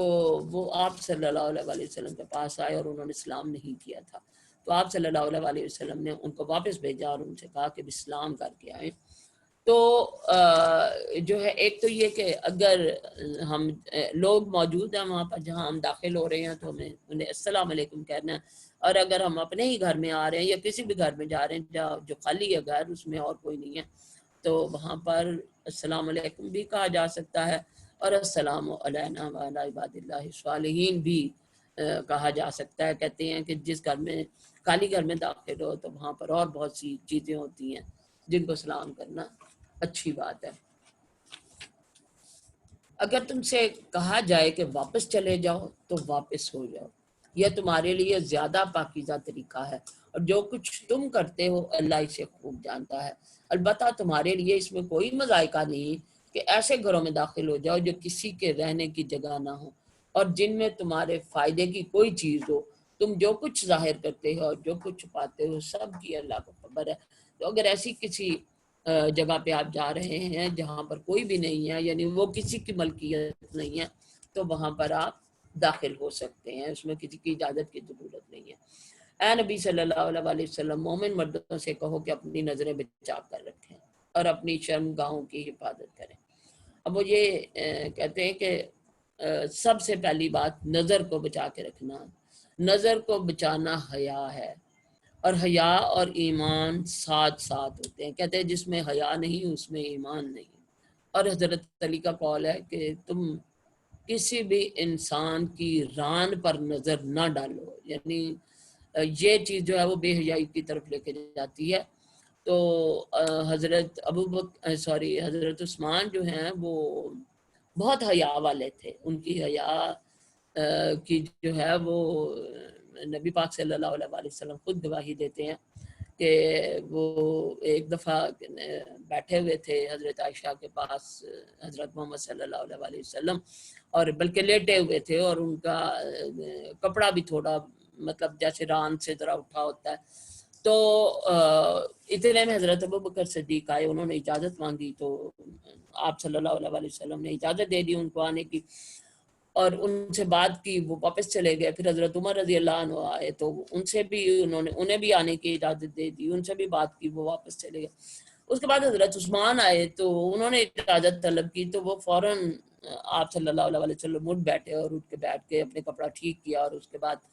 ان کو آنے کی اجازت دی۔ تو جب وہ چلے گئے تو حضرت عائشہ نے پوچھا کہ بھی یہ کیا،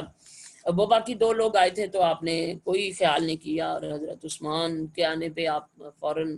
بیٹھ گئے۔ تو انہوں نے کہا کہ یہ وہ شخص ہے جس سے فرشتے بھی حیا کرتے ہیں، اور یہاں تک کہ ان کی پنڈلی کو کسی فرشتے نے بھی نہیں دیکھا۔ تو یہ ہے کہ مسلمان مومن وہ ہے جو اپنی نظریں بچا کر رکھے اور اپنی شرمگاہوں کی حفاظت کریں، یہ ان کے لیے زیادہ پاکیزہ طریقہ ہے۔ جو کچھ وہ کرتے ہیں اللہ اس سے باخبر رہتا ہے۔ اور اے نبی صلی اللہ علیہ وسلم، مومن عورتوں سے کہہ دو کہ اپنی نظریں بچا کر رکھیں اور اپنی شرمگاہوں کی حفاظت کریں اور اپنا بناؤ سنگار نہ دکھائیں بجز اس کے جو خود ظاہر ہو جائے، اور اپنے سینوں پر اپنی اوڑیوں کے آنچل ڈالے رہیں۔ تو یہاں پر اب عورتوں سے بھی یہ کہا جا رہا ہے کہ وہ اپنا خیال رکھیں، اپنی شرمگاہوں کی حفاظت کریں، اپنی نظروں کو بچا کر رکھیں اور اپنے بناؤ سنگار کو نامحرم مردوں کو مت دکھائیں۔ کہا جاتا ہے کہ وہ عورت جو تنگ لباس پہنتی ہے اور اس طرح کا لباس پہنتی ہے کہ جس میں اس کے اعضاء نمایاں ہوں، تو قیامت کے دن ان ایسی عورتوں کو باریک کوڑوں سے مارا جائے گا، اور اللہ تعالیٰ جو ہیں وہ ان کی طرف نظر بھی نہیں کریں گے، اور ایسی عورتوں جو ہیں وہ جنت کی خوشبو کو بھی نہیں پائیں گی۔ تو عورت اگر خوشبو لگا کر نامحرم مردوں میں جاتی ہے تو اس کے لیے بھی یہ ہے کہ وہ بہت بڑا گناہ کرتی ہے۔ تو عورتوں کے لیے کہ اپنی جو اپنے بناؤ سنگھار کو ظاہر نہ کریں، یعنی بن سور کر باہر نہ نکلیں، اور اپنی اوڑھنیوں کو اوڑھے رکھیں. صرف یہ ہے کہ جو خود ظاہر ہو جائے تو اس کا مطلب یہ ہے کہ اگر پردہ کیا ہوا ہے اور کھلے طریقے سے وہ جا رہی ہیں تو پھر اس میں کوئی مذائقہ نہیں ہے، لیکن بن سمر کے اور اپنے سے بناؤ سنگار کو دکھانا جو ہے وہ منع ہے. ہاں، مگر ان لوگوں کے سامنے، اب جو بناؤ سنگار وہ کس کے سامنے دکھا سکتی ہیں؟ شوہر، باپ، شوہروں کے باپ اپنے بیٹے، شوہروں کے بیٹے، بھائی، بھائیوں کے بیٹے، بہنوں کے بیٹے، اپنے میل جول کی عورتیں، اپنے مملوک یعنی اپنے غلام، اور وہ زیر دست مرد جو کسی اور قسم کی غرض نہ رکھتے ہوں، اور وہ بچے جو عورتوں کی پوشیدہ باتوں سے ابھی واقف نہ ہوئے ہوں. وہ اپنے پاؤں زمین پر مارتی ہوئی نہ چلا کریں کہ اپنی جو زینت انہوں نے چھپا رکھی ہو اس کا لوگوں کو علم ہو جائے. تو یہاں پر جو ہے کہ محرم رشتے بتائے گئے ہیں کہ کون کون سے محرم رشتے ہیں، تو اس میں ہم سب جانتے ہیں کہ جو محرم رشتے ہیں تو انہی کو ایکسپلین کرنے کے بعد کہا گیا کہ ایسے غلام جو بہت عرصے سے آپ کے پاس موجود ہیں اور وہ ظاہر غلام ہونے کی وجہ سے وہ کوئی نظر بد نہیں ڈالتے، تو ان کے لیے ان کے سامنے جانے سے بھی جو ہے وہ مطلب منع نہیں کیا گیا. اور لیکن اب تو ظاہر ہے اب غلامی کا تو وہ دور ختم ہو گیا ہے، غلام اور کنیزوں والی بات ختم ہو گئی ہے. تو اب جو ہے پردے کے احکامات ہر ایک کے لیے موجود ہیں جو نامحرم ہے. اور اس کے علاوہ اپنے پاؤں کو زمین پر مارتے ہوئے نہ چلیں کہ جب بھی چلیں تو اس کی ایسی آواز آئے کہ دوسرے لوگ جو ہیں وہ اٹریکٹ ہوں. تو ایسی کوئی بھی چیز جو ہے اس سے بچنا ہے کہ جس سے نامحرم لوگ اٹریکٹ ہوتے ہوں. اے مومنو، تم سب مل کر اللہ سے توبہ کرو، توقع ہے کہ اصلاح پاؤ گے. تو توبہ اگر کوئی غلطی ہو چکی ہے تو توبہ کریں تاکہ اللہ تعالیٰ معاف فرمائے. تم میں سے جو لوگ مجرد ہوں اور تمہارے لونڈی غلاموں میں سے جو صالح ہوں ان کے نکاح کر دو. تو اب یہاں جو ہے کہ ایسے لوگ یعنی کوئی جو مرد ہیں جس کی کوئی بیوی نہ ہو اور ایسی کوئی عورت جس کا کوئی شوہر نہ ہو تو ان کے نکاح کر دو تاکہ بے حیائی کو روکا جا سکے. تو کوئی کموارہ جو ہے اس کو نہ رہنے دے، اور ایون کہ لونڈی غلاموں میں سے بھی جو لوگ صالح ہوں ان کا نکاح کر دینا چاہیے. تو نکاح جو ہے وہ بے حیائی کو روکتا ہے. اور نکاح نبی پاک صلی اللہ علیہ وسلم نے کہا کہ تم نکاح کرو، نکاح جو ہے تمہیں فضل بخشے گا، اللہ تعالیٰ کا فضل بخشے گا. تو چونکہ نکاح جو ہے وہ آدھا ایمان ہے، تو اگر کوئی بندہ نکاح کر لیتا ہے تو وہ اپنی بہت سی برائیوں سے بچ جاتا ہے، اور یہ اللہ تعالیٰ کو بہت پسند ہے. اور اگر وہ غریب ہوں تو اللہ اپنے فضل سے ان کو غنی کر دے گا. یعنی غریب ہیں، اتنی استطاعت نہیں رکھتے، تو اللہ تعالیٰ فرماتے ہیں کہ غریب بھی ہیں تو نکاح کر دو، اللہ تعالیٰ ان کو غنی کر دے گا. اللہ بڑی وسعت والا اور علم والا ہے. اور جو نکاح کا موقع نہ پائیں انہیں چاہیے کہ اپنی عزت جو ہے اس کو بچا کر رکھیں یہاں تک کہ اللہ اپنے فضل سے ان کو غنی کر دے. تو اتنے غریب ہیں کہ وہ شادی نہیں کر سکتے اور اپنی فیملی کو پال نہیں سکتے، تو انہیں چاہیے کہ پھر اپنا اللہ تعالیٰ کا فضل جو ہے وہ تلاش کریں اور اپنی عزتوں کو بچا کے رکھیں، اپنی عفت جو ہے اس کا خیال کریں. اور پھر اللہ جب ان کو فضل اور غنی کر دے گا پھر وہ نکاح کر سکتے ہیں. اور تمہارے مملوکوں میں سے جو مکاتب کی درخواست کرے ان سے مکاتب کر لو اگر تمہیں معلوم ہو کہ ان کے اندر بھلائی ہے، اور ان کو اس مال میں سے دو جو اللہ نے تمہیں دیا ہے. اب یہ مکاتب کی بات جو ہو رہی ہے وہ یہ تھی کہ اگر کوئی غلام یا کوئی لونڈی پیسہ دے کے اپنے مالک سے آزاد ہونا چاہے تو اس کو لکھ لیا جاتا تھا. یعنی مکاتب اس کو کہتے ہیں، لکھت پڑھت تھی ان کی، کہ اس کو لکھنے کے بعد جو ہے اس کو آزاد کر دیا جاتا تھا. تو یہ خاص طور پہ یہ آیت اس لیے بھی اتری کہ ابو جہل جو ہے وہ اس کعبہ خانہ اس نے چلایا ہوا تھا جہاں پر اس نے خوبصورت عورتیں رکھی ہوئی تھی. تو ان میں سے 2 کنیزیں جو ہیں وہ چاہتی تھی کہ اس کے اس ظلم سے آزاد ہو جائیں، اور وہ اس آزادی کی وجہ سے، وہ آزادی لینے کی وجہ سے وہ حضرت ابوبکر صدیق کے پاس آئی تھی کہ وہ ان کو ابو جہل کو کچھ پیسے دے کے تو آزاد کروا لے۔ تو اس حضرت ابوبکر جو ہے ان کو لے کے حضرت محمد صلی اللہ علیہ وسلم کے پاس گئے، تو پھر یہ آیات نازل ہوئی کہ اگر تمہارے پاس کچھ ہے تو تم اس میں سے دے کے تو ایسے لوگوں کو چھڑوا سکتے ہو، اور جو مکاتب کر سکتے ہیں وہ مکاتب کریں اور ان غلاموں اور لونڈیوں کو آزاد کروائیں۔ تو حضرت ابوبکر صدیق جب مال لے کے گئے تو ابو جہل نے ان کو آزاد کرنے سے انکار کر دیا تھا، اور اس کے بعد اللہ تعالیٰ نے یہ آیت نازل کی، اور اپنی لونڈیوں کو اپنے دنیاوی فائدوں کی خاطر کعبہ گیری پر مجبور نہ کرو، جبکہ وہ خود پاک دامن رہنا چاہتی ہوں، اور جو کوئی ان کو مجبور کرے تو اس جبر کے بعد اللہ ان کے لیے غفور الرحیم ہے۔ تو وہ جو خواتین ہیں جن کو جو لونڈیاں انہوں نے رکھی ہوئی تھی، اور وہ لونڈیاں وہ آزاد ہونا چاہتی تھی، وہ اچھی زندگی گزارنا چاہتی تھی، لیکن ان کو ان کا مالک جو ہے وہ مجبور کر رہا تھا، تو اللہ تعالیٰ فرماتے ہیں کہ اگر تو وہ آزاد کر دیں تو بڑی اچھی بات ہے، لیکن اگر ایسا نہ کرے تو ان عورتوں کو جو ہے جو وہاں سے آزاد ہونا چاہتی ہیں ان کے لیے پھر اللہ تعالیٰ جو ہے انہیں بخش دے گا۔ ہم نے صاف صاف ہدایات دینے والی آیات تمہارے پاس بھیج دی ہیں، اور ان قوموں کی عبرتناک مثالیں بھی ہم تمہارے سامنے پیش کر چکے ہیں جو تم سے پہلے ہو گزری ہیں، اور وہ نصیحتیں ہم نے کر دی ہیں جو ڈرنے والوں کے لیے ہوتی ہیں۔ تو اللہ تعالیٰ نے ہر چیز ایکسپلین کر دی۔ اللہ آسمان اور زمین کا نور ہے، یہاں پہ آیت نور جو ہے وہ آ رہی ہے کہ اللہ تعالیٰ جو ہے زمین اور آسمان کا نور ہے۔ اس کے نور کی مثال ایسی ہے جیسے ایک تاک میں رکھا ہوا چراغ ہو، چراغ ایک فانوس میں ہو، فانوس کا حال یہ ہے کہ جیسے موتی کی طرح چمکتا ہوا تارا،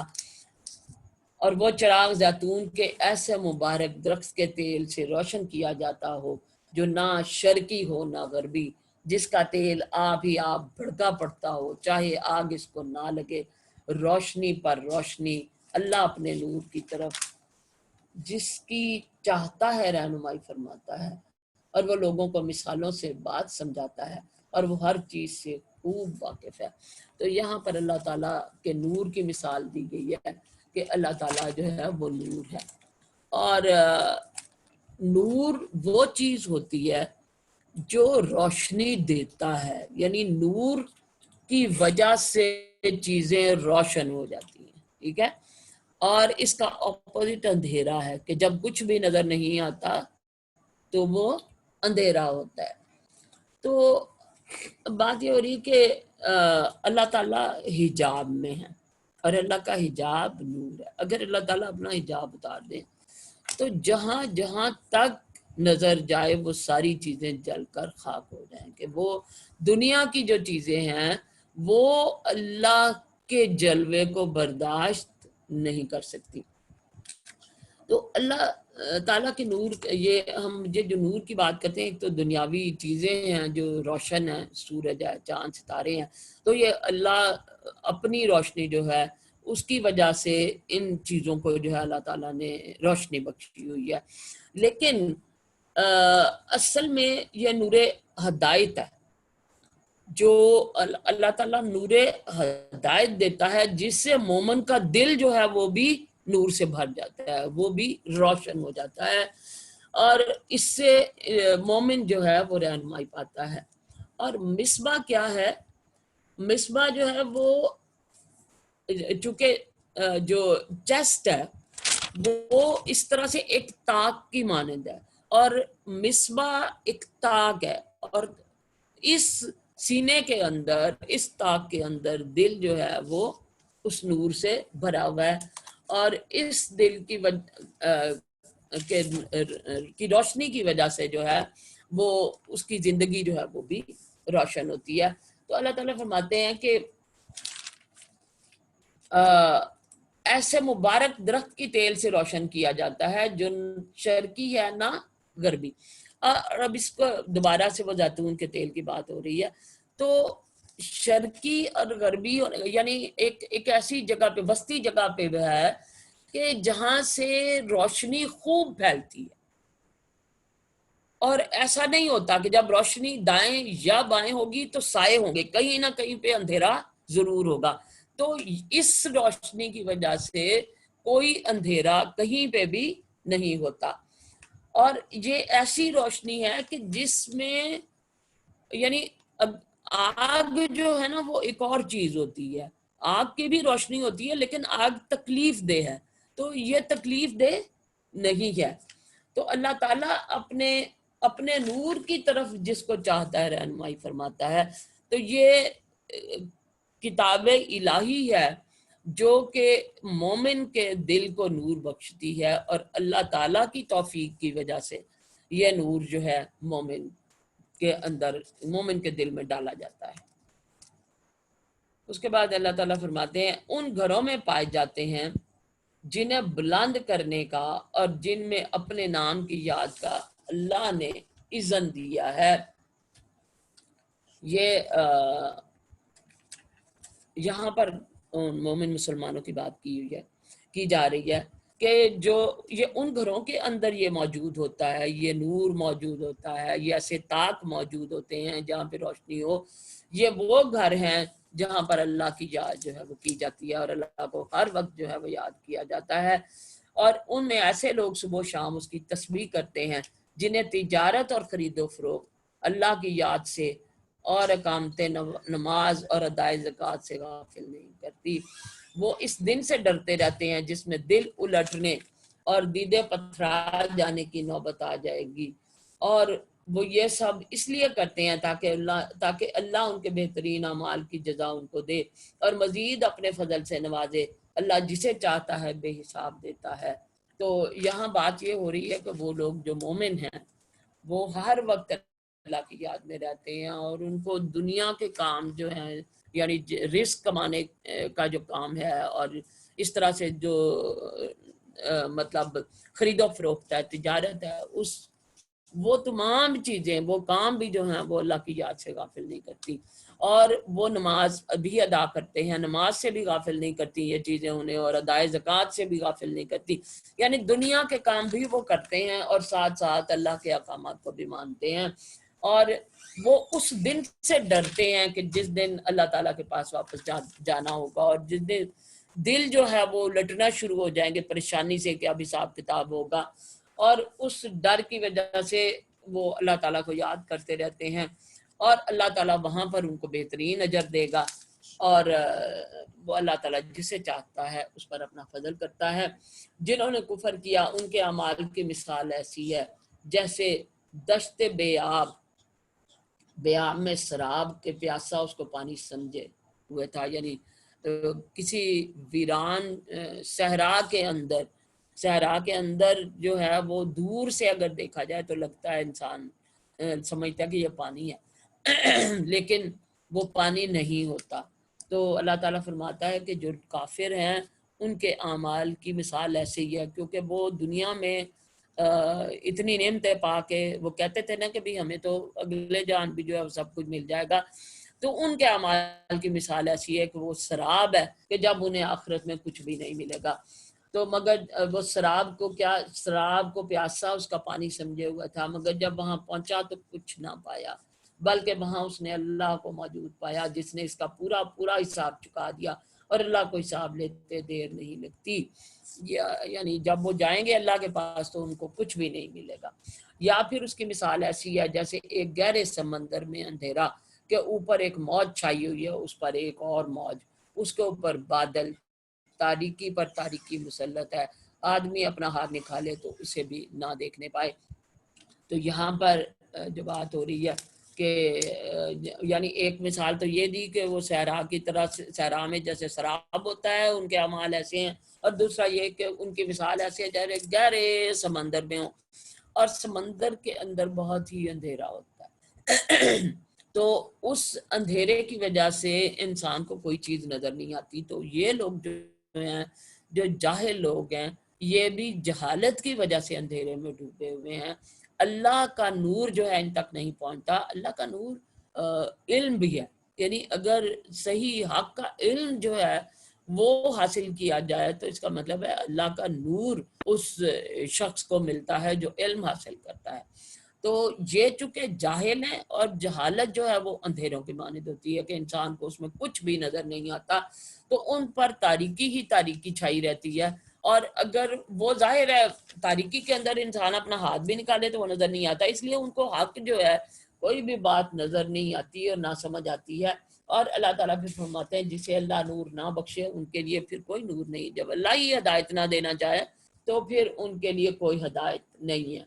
کیا تم دیکھتے نہیں ہو کہ اللہ کی تسبیح کر رہے ہیں وہ سب جو آسمانوں اور زمین میں ہیں، اور وہ پرندے جو پر پھیلائے اڑ رہے ہیں، اور ہر ایک اپنی نماز اور تسبیح کا طریقہ جانتا ہے۔ یعنی دنیا کی ہر جاندار، ہر چیز کائنات میں جو کچھ بھی ہے وہ سب اللہ کی تسبیح کر رہے ہیں، اور وہ اپنے اپنے طریقے سے نماز اور تسبیح جو ہے وہ کرتے ہیں، اور یہ سب جو کچھ کرتے ہیں اللہ اس سے باخبر رہتا ہے۔ آسمانوں اور زمین کی بادشاہی اللہ ہی کے لیے ہے، اور اسی کی طرف سب کو پلٹنا ہے۔ کیا تم دیکھتے نہیں ہو کہ اللہ بادل کو آہستہ آہستہ چلاتا ہے، پھر اس کے ٹکڑوں کو باہم جوڑتا ہے، پھر اسے سمیٹ کر ایک کثیف ابر بنا دیتا ہے، یعنی گہرا بادل بن جاتا ہے۔ پھر تم دیکھتے ہو کہ اس کے پھول میں سے بارش کے قطرے ٹپکے چلے آتے ہیں، اور وہ آسمان ان پہاڑوں کی بدولت جو اس میں بلند ہے اولے برساتا ہے، پھر جسے چاہتا ہے ان کا نقصان پہنچاتا ہے، اور جسے چاہتا ہے ان سے بچا لیتا ہے۔ اس کی بجلی کی چمک نگاہوں کو خیرہ کیے دیتی ہے، رات اور دن کا الٹ پھیر وہی کر رہا ہے۔ اس میں ایک سبق ہے آنکھوں والوں کے لیے۔ تو یہاں سے پھر اللہ نے اپنی نعمتیں گنوائی ہیں کہ اللہ تعالیٰ ہے جو بادل بناتا ہے، اور چھوٹے چھوٹے ٹکڑوں کو اللہ تعالیٰ اکٹھا کر دیتا ہے، اور پھر اس میں سے بارش ہونے لگتی ہے، اور پھر اس میں سے اولے نکلتے ہیں۔ تو اللہ اگر جہاز کا سفر کیا جائے تو ہم دیکھ سکتے ہیں کہ اگر بادلوں سے اوپر ہوتے ہیں تو بادل پہاڑوں کی طرح سے فیل ہو رہے ہوتے ہیں، تو اللہ تعالیٰ فرماتے ہیں کہ پہاڑوں کی بدولت ان کو بلند کیا، بادلوں کو بلند کیا۔ تو اللہ ہی سب کچھ کر رہا ہے۔ اللہ نے ہر جاندار ایک طرح کے پانی سے پیدا کیا، کوئی پیٹ کے بل چل رہا ہے تو کوئی 2 ٹانگوں پر اور کوئی 4 ٹانگوں پر، جو کچھ وہ چاہتا ہے پیدا کرتا ہے، وہ ہر چیز پر قادر ہے۔ دنیا کی تمام مخلوقات چاہے 2 ٹانگوں پہ ہیں، چاہے 4 ٹانگوں پہ ہیں، چاہے پروں پر ہیں، ساری کی ساری اللہ تعالیٰ نے بنائی ہیں۔ ہم نے صاف صاف حقیقت بتانے والی آیات نازل کر دی ہیں، آگے صراط مستقیم کی طرف ہدایت اللہ ہی جسے چاہتا ہے دیتا ہے۔ یہ لوگ کہتے ہیں کہ ہم ایمان لائے اللہ اور اس کے رسول پر، اور ہم نے اطاعت قبول کی، مگر اس کے بعد ان میں سے ایک گروہ منہ موڑ جاتا ہے، اور ایسے لوگ ہرگز مومن نہیں ہیں۔ یعنی جو اللہ کے احکامات سے منہ موڑتے ہیں وہ مومن نہیں ہیں۔ جب ان کو بلایا جاتا ہے اللہ اور اس کے رسول کی طرف تاکہ رسول ان کے آپس کے مقدمے کا فیصلہ کرے، تو ان میں سے ایک فریق کترا جاتا ہے۔ البتہ اگر حق ان کی موافقت میں ہو تو رسول کے پاس بڑے اطاعت کیش بن کر آ جاتے ہیں۔ کیا ان کے دلوں کو منافقت کا روگ لگا ہوا ہے، یا یہ شک میں پڑے ہوئے ہیں، یا ان کو یہ خوف ہے کہ اللہ اور اس کا رسول ظلم کرے گا؟ اصل بات یہ ہے کہ ظالم تو یہ لوگ خود ہی ہیں۔ تو یہاں پر بھی جو ہے وہ جس طرح سے پیچھے ہم نے پڑھا تھا کہ یہ لوگ جو ہیں یہودی یا اہل کتاب جو ہیں وہ اپنے فیصلے کرنے کے لیے وہ اس وقت نبی پاک صلی اللہ علیہ وسلم کے پاس آتے ہیں کہ جب ان کو لگتا ہے کہ یہ فیصلہ ان کے حق میں آئے گا، تو ان کے اصل میں ان کے دلوں میں نفاق ہے۔ تو وہ یہ سمجھتے ہیں کہ اگر کوئی وہ اپنا فیصلہ کرنے کے لیے وہ ان کی عدالت میں نہیں آتے، ان کے سامنے نہیں آتے، تو شاید وہ یہ سوچتے ہیں کہ ان کے اوپر نبی صلی اللہ علیہ وسلم ظلم کریں گے، تو ظلم وہاں نہیں ہوگا، بلکہ یہ خود ہی ظالم لوگ ہیں جو کہ سچی بات کو نہیں مانتے۔ تاکہ ایمان لانے والوں کا کام تو یہ ہے کہ جب وہ اللہ رسول کی طرف بلائے جائیں تاکہ رسول ان کے مقدمے کا فیصلہ کرے، تو وہ کہیں گے کہ ہم نے سنا اور اطاعت کی۔ ایسے ہی لوگ فلاح پانے والے ہیں، اور کامیاب وہی ہیں جو اللہ اور رسول کی فرما برداری کرے اور اللہ سے ڈرے اور اس کی نافرمانی سے بچے۔ یہ منافق اللہ کے نام سے کڑی کڑی قسمیں کھا کر کہتے ہیں کہ آپ حکم دے تو ہم گھروں سے نکل کھڑے ہوں، ان سے کہو قسمیں نہ کھاؤ، تمہاری اطاعت کا حال معلوم ہے، تمہارے کرتوتوں سے اللہ بے خبر نہیں ہے۔ کہو اللہ کے فرما بردار بنو اور رسول کی اطاعت کرو، لیکن اگر تم منہ پھیرتے ہو تو خوب سمجھ لو کہ رسول پر جس فرض کا بوجھ رکھا گیا ہے اس کا ذمہ دار وہ ہے، اور تم پر جس کا بوجھ ڈالا گیا ہے اس کے ذمہ دار تم ہو۔ اس کی اطاعت کرو گے تو خود ہی ہدایت پاؤ گے، ورنہ رسول کی ذمہ داری اس سے زیادہ کچھ نہیں ہے کہ صاف صاف حکم پہنچا دے۔ اللہ نے وعدہ فرمایا ہے تم میں سے ان لوگوں کے ساتھ جو ایمان لائیں اور نیک عمل کریں کہ وہ ان کو اسی طرح زمین میں خلیفہ بنائے گا جس طرح ان سے پہلے گزرے ہوئے لوگوں کو بنا چکا ہے۔ ان کے لیے ان کے اس دین کو مضبوط بنیادوں پر قائم کر دے گا جسے اللہ تعالیٰ نے ان کے حق میں پسند کیا، اور ان کی حالت خوف کو امن میں بدل دے گا، بس وہ میری بندگی کریں اور میرے ساتھ کسی کو شریک نہ کریں۔ تو اب یہ مسلمان جو ہو رہے تھے، جو ہو چکے تھے اور وہ پریشان تھے کہ وہ کس طرح سے پستے رہیں گے، تو ان کو تسلی دی جا رہی ہے کہ اللہ تعالیٰ ان کو بھی خلیفہ بنائے گا اور ان کو امن میں ان کی حالت کو بدل دے گا۔ اور جو اس کے بعد کفر کرے تو ایسے ہی لوگ فاسق ہیں۔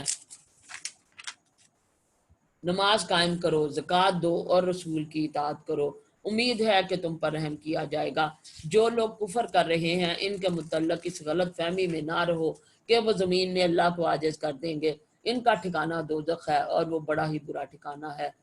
اب آگے کچھ اور احکامات آ رہے ہیں۔ اے لوگو جو ایمان لائے ہو، لازم ہے کہ تمہارے غلام اور تمہارے وہ بچے جو ابھی عقل کی حد کو نہیں پہنچے 3 اوقات میں اجازت لے کر تمہارے پاس آیا کریں۔ یعنی 3 اوقات ایسی ہیں، ویسے تو بچے پھرتے رہتے ہیں نا، لیکن 3 اوقات ایسے ہیں کہ جس میں اجازت لینا ضروری ہے کہ جب وہ کمرے میں آئیں، صبح کی نماز سے پہلے،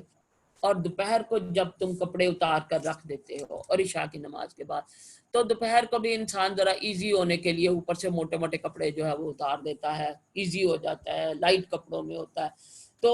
ان 3 اوقات کے بارے میں کہا گیا کہ جو بھی کمرے میں آئے وہ اجازت لے کر آئے۔ اس میں بھی ظاہر ہے ایک برائی کو روکنا جو ہے وہ مقصد تھا۔ تو اس پوری صورت کے اندر جو ہے ایسی تمام جگہوں کو، ایسے تمام سوراخوں کو بند کر دیا جا رہا ہے کہ جہاں سے شیطان کے آنے کا کوئی بھی چانس بن سکتا ہے۔ یہ 3 وقت تمہارے لیے پردے کے وقت ہیں، ان کے بعد وہ بلا اجازت آئیں تو نہ تم پر کوئی گناہ ہے نہ ان پر۔ تمہیں ایک دوسرے کے پاس بار بار آنا ہی ہوتا ہے، تو گھر گھر میں چلتے پھرتے ہیں تو آنا جانا تو ہے، لیکن اس میں صرف ان 3 اوقات میں اجازت لے کر آنا چاہیے۔ اس طرح اللہ تمہارے لیے اپنے ارشادات کی توجیہ کرتا ہے اور وہ علیم اور حکیم ہے۔ اور جب تمہارے بچے عقل کی حد کو پہنچ جائیں تو چاہیے کہ اسی طرح اجازت لے کر آیا کریں جس طرح ان کے بڑے اجازت لیتے رہے ہیں۔ اس طرح اللہ اپنی آیات تمہارے سامنے کھولتا ہے اور وہ علم والا اور حکمت والا ہے۔ تو جب وہ بڑے ہو جائیں تو پھر ان کو ہر وقت اجازت لے کر آنا چاہیے۔ اور جو عورتیں جوانی سے گزری بیٹھی ہیں، نکاح کی امیدوار نہ ہو، اگر اپنی چادریں اتار کر رکھ دیں تو ان پر کوئی گناہ نہیں، بشرطے کہ زینت کی نمائش کرنے والی نہ ہوں، تاہم وہ بھی حیاداری ہی برتیں تو ان کے حق میں اچھا ہے، اور اللہ سب کچھ سنتا اور جانتا ہے۔ چادریں اتار دینے کا مطلب یہ نہیں کہ دوپٹہ ہی اتار دیں، مطلب یہ ہے کہ اگر وہ بڑی چادریں جس طرح سے اوپر ڈبل کور ہوتا ہے اگر وہ نہ بھی کریں تو ان کے لیے اجازت ہے، لیکن پھر بھی اگر وہ خدا کا خوف ہی رکھیں تو ان کے لیے بہتر ہے۔ کوئی حرج نہیں اگر کوئی اندھا، آپ لوگ زیادہ تو نہیں تھک گئے، تھوڑا سا رہ گیا، کوئی حرج نہیں کہ اگر کوئی اندھا یا لنگڑا یا مریض، اور نہ تمہارے اوپر اس میں کوئی مضائقہ ہے کہ اپنے گھروں سے کھاؤ یا اپنے باپ دادا کے گھروں سے یا اپنی ماں نانی کے گھروں سے یا اپنے بھائیوں کے گھروں سے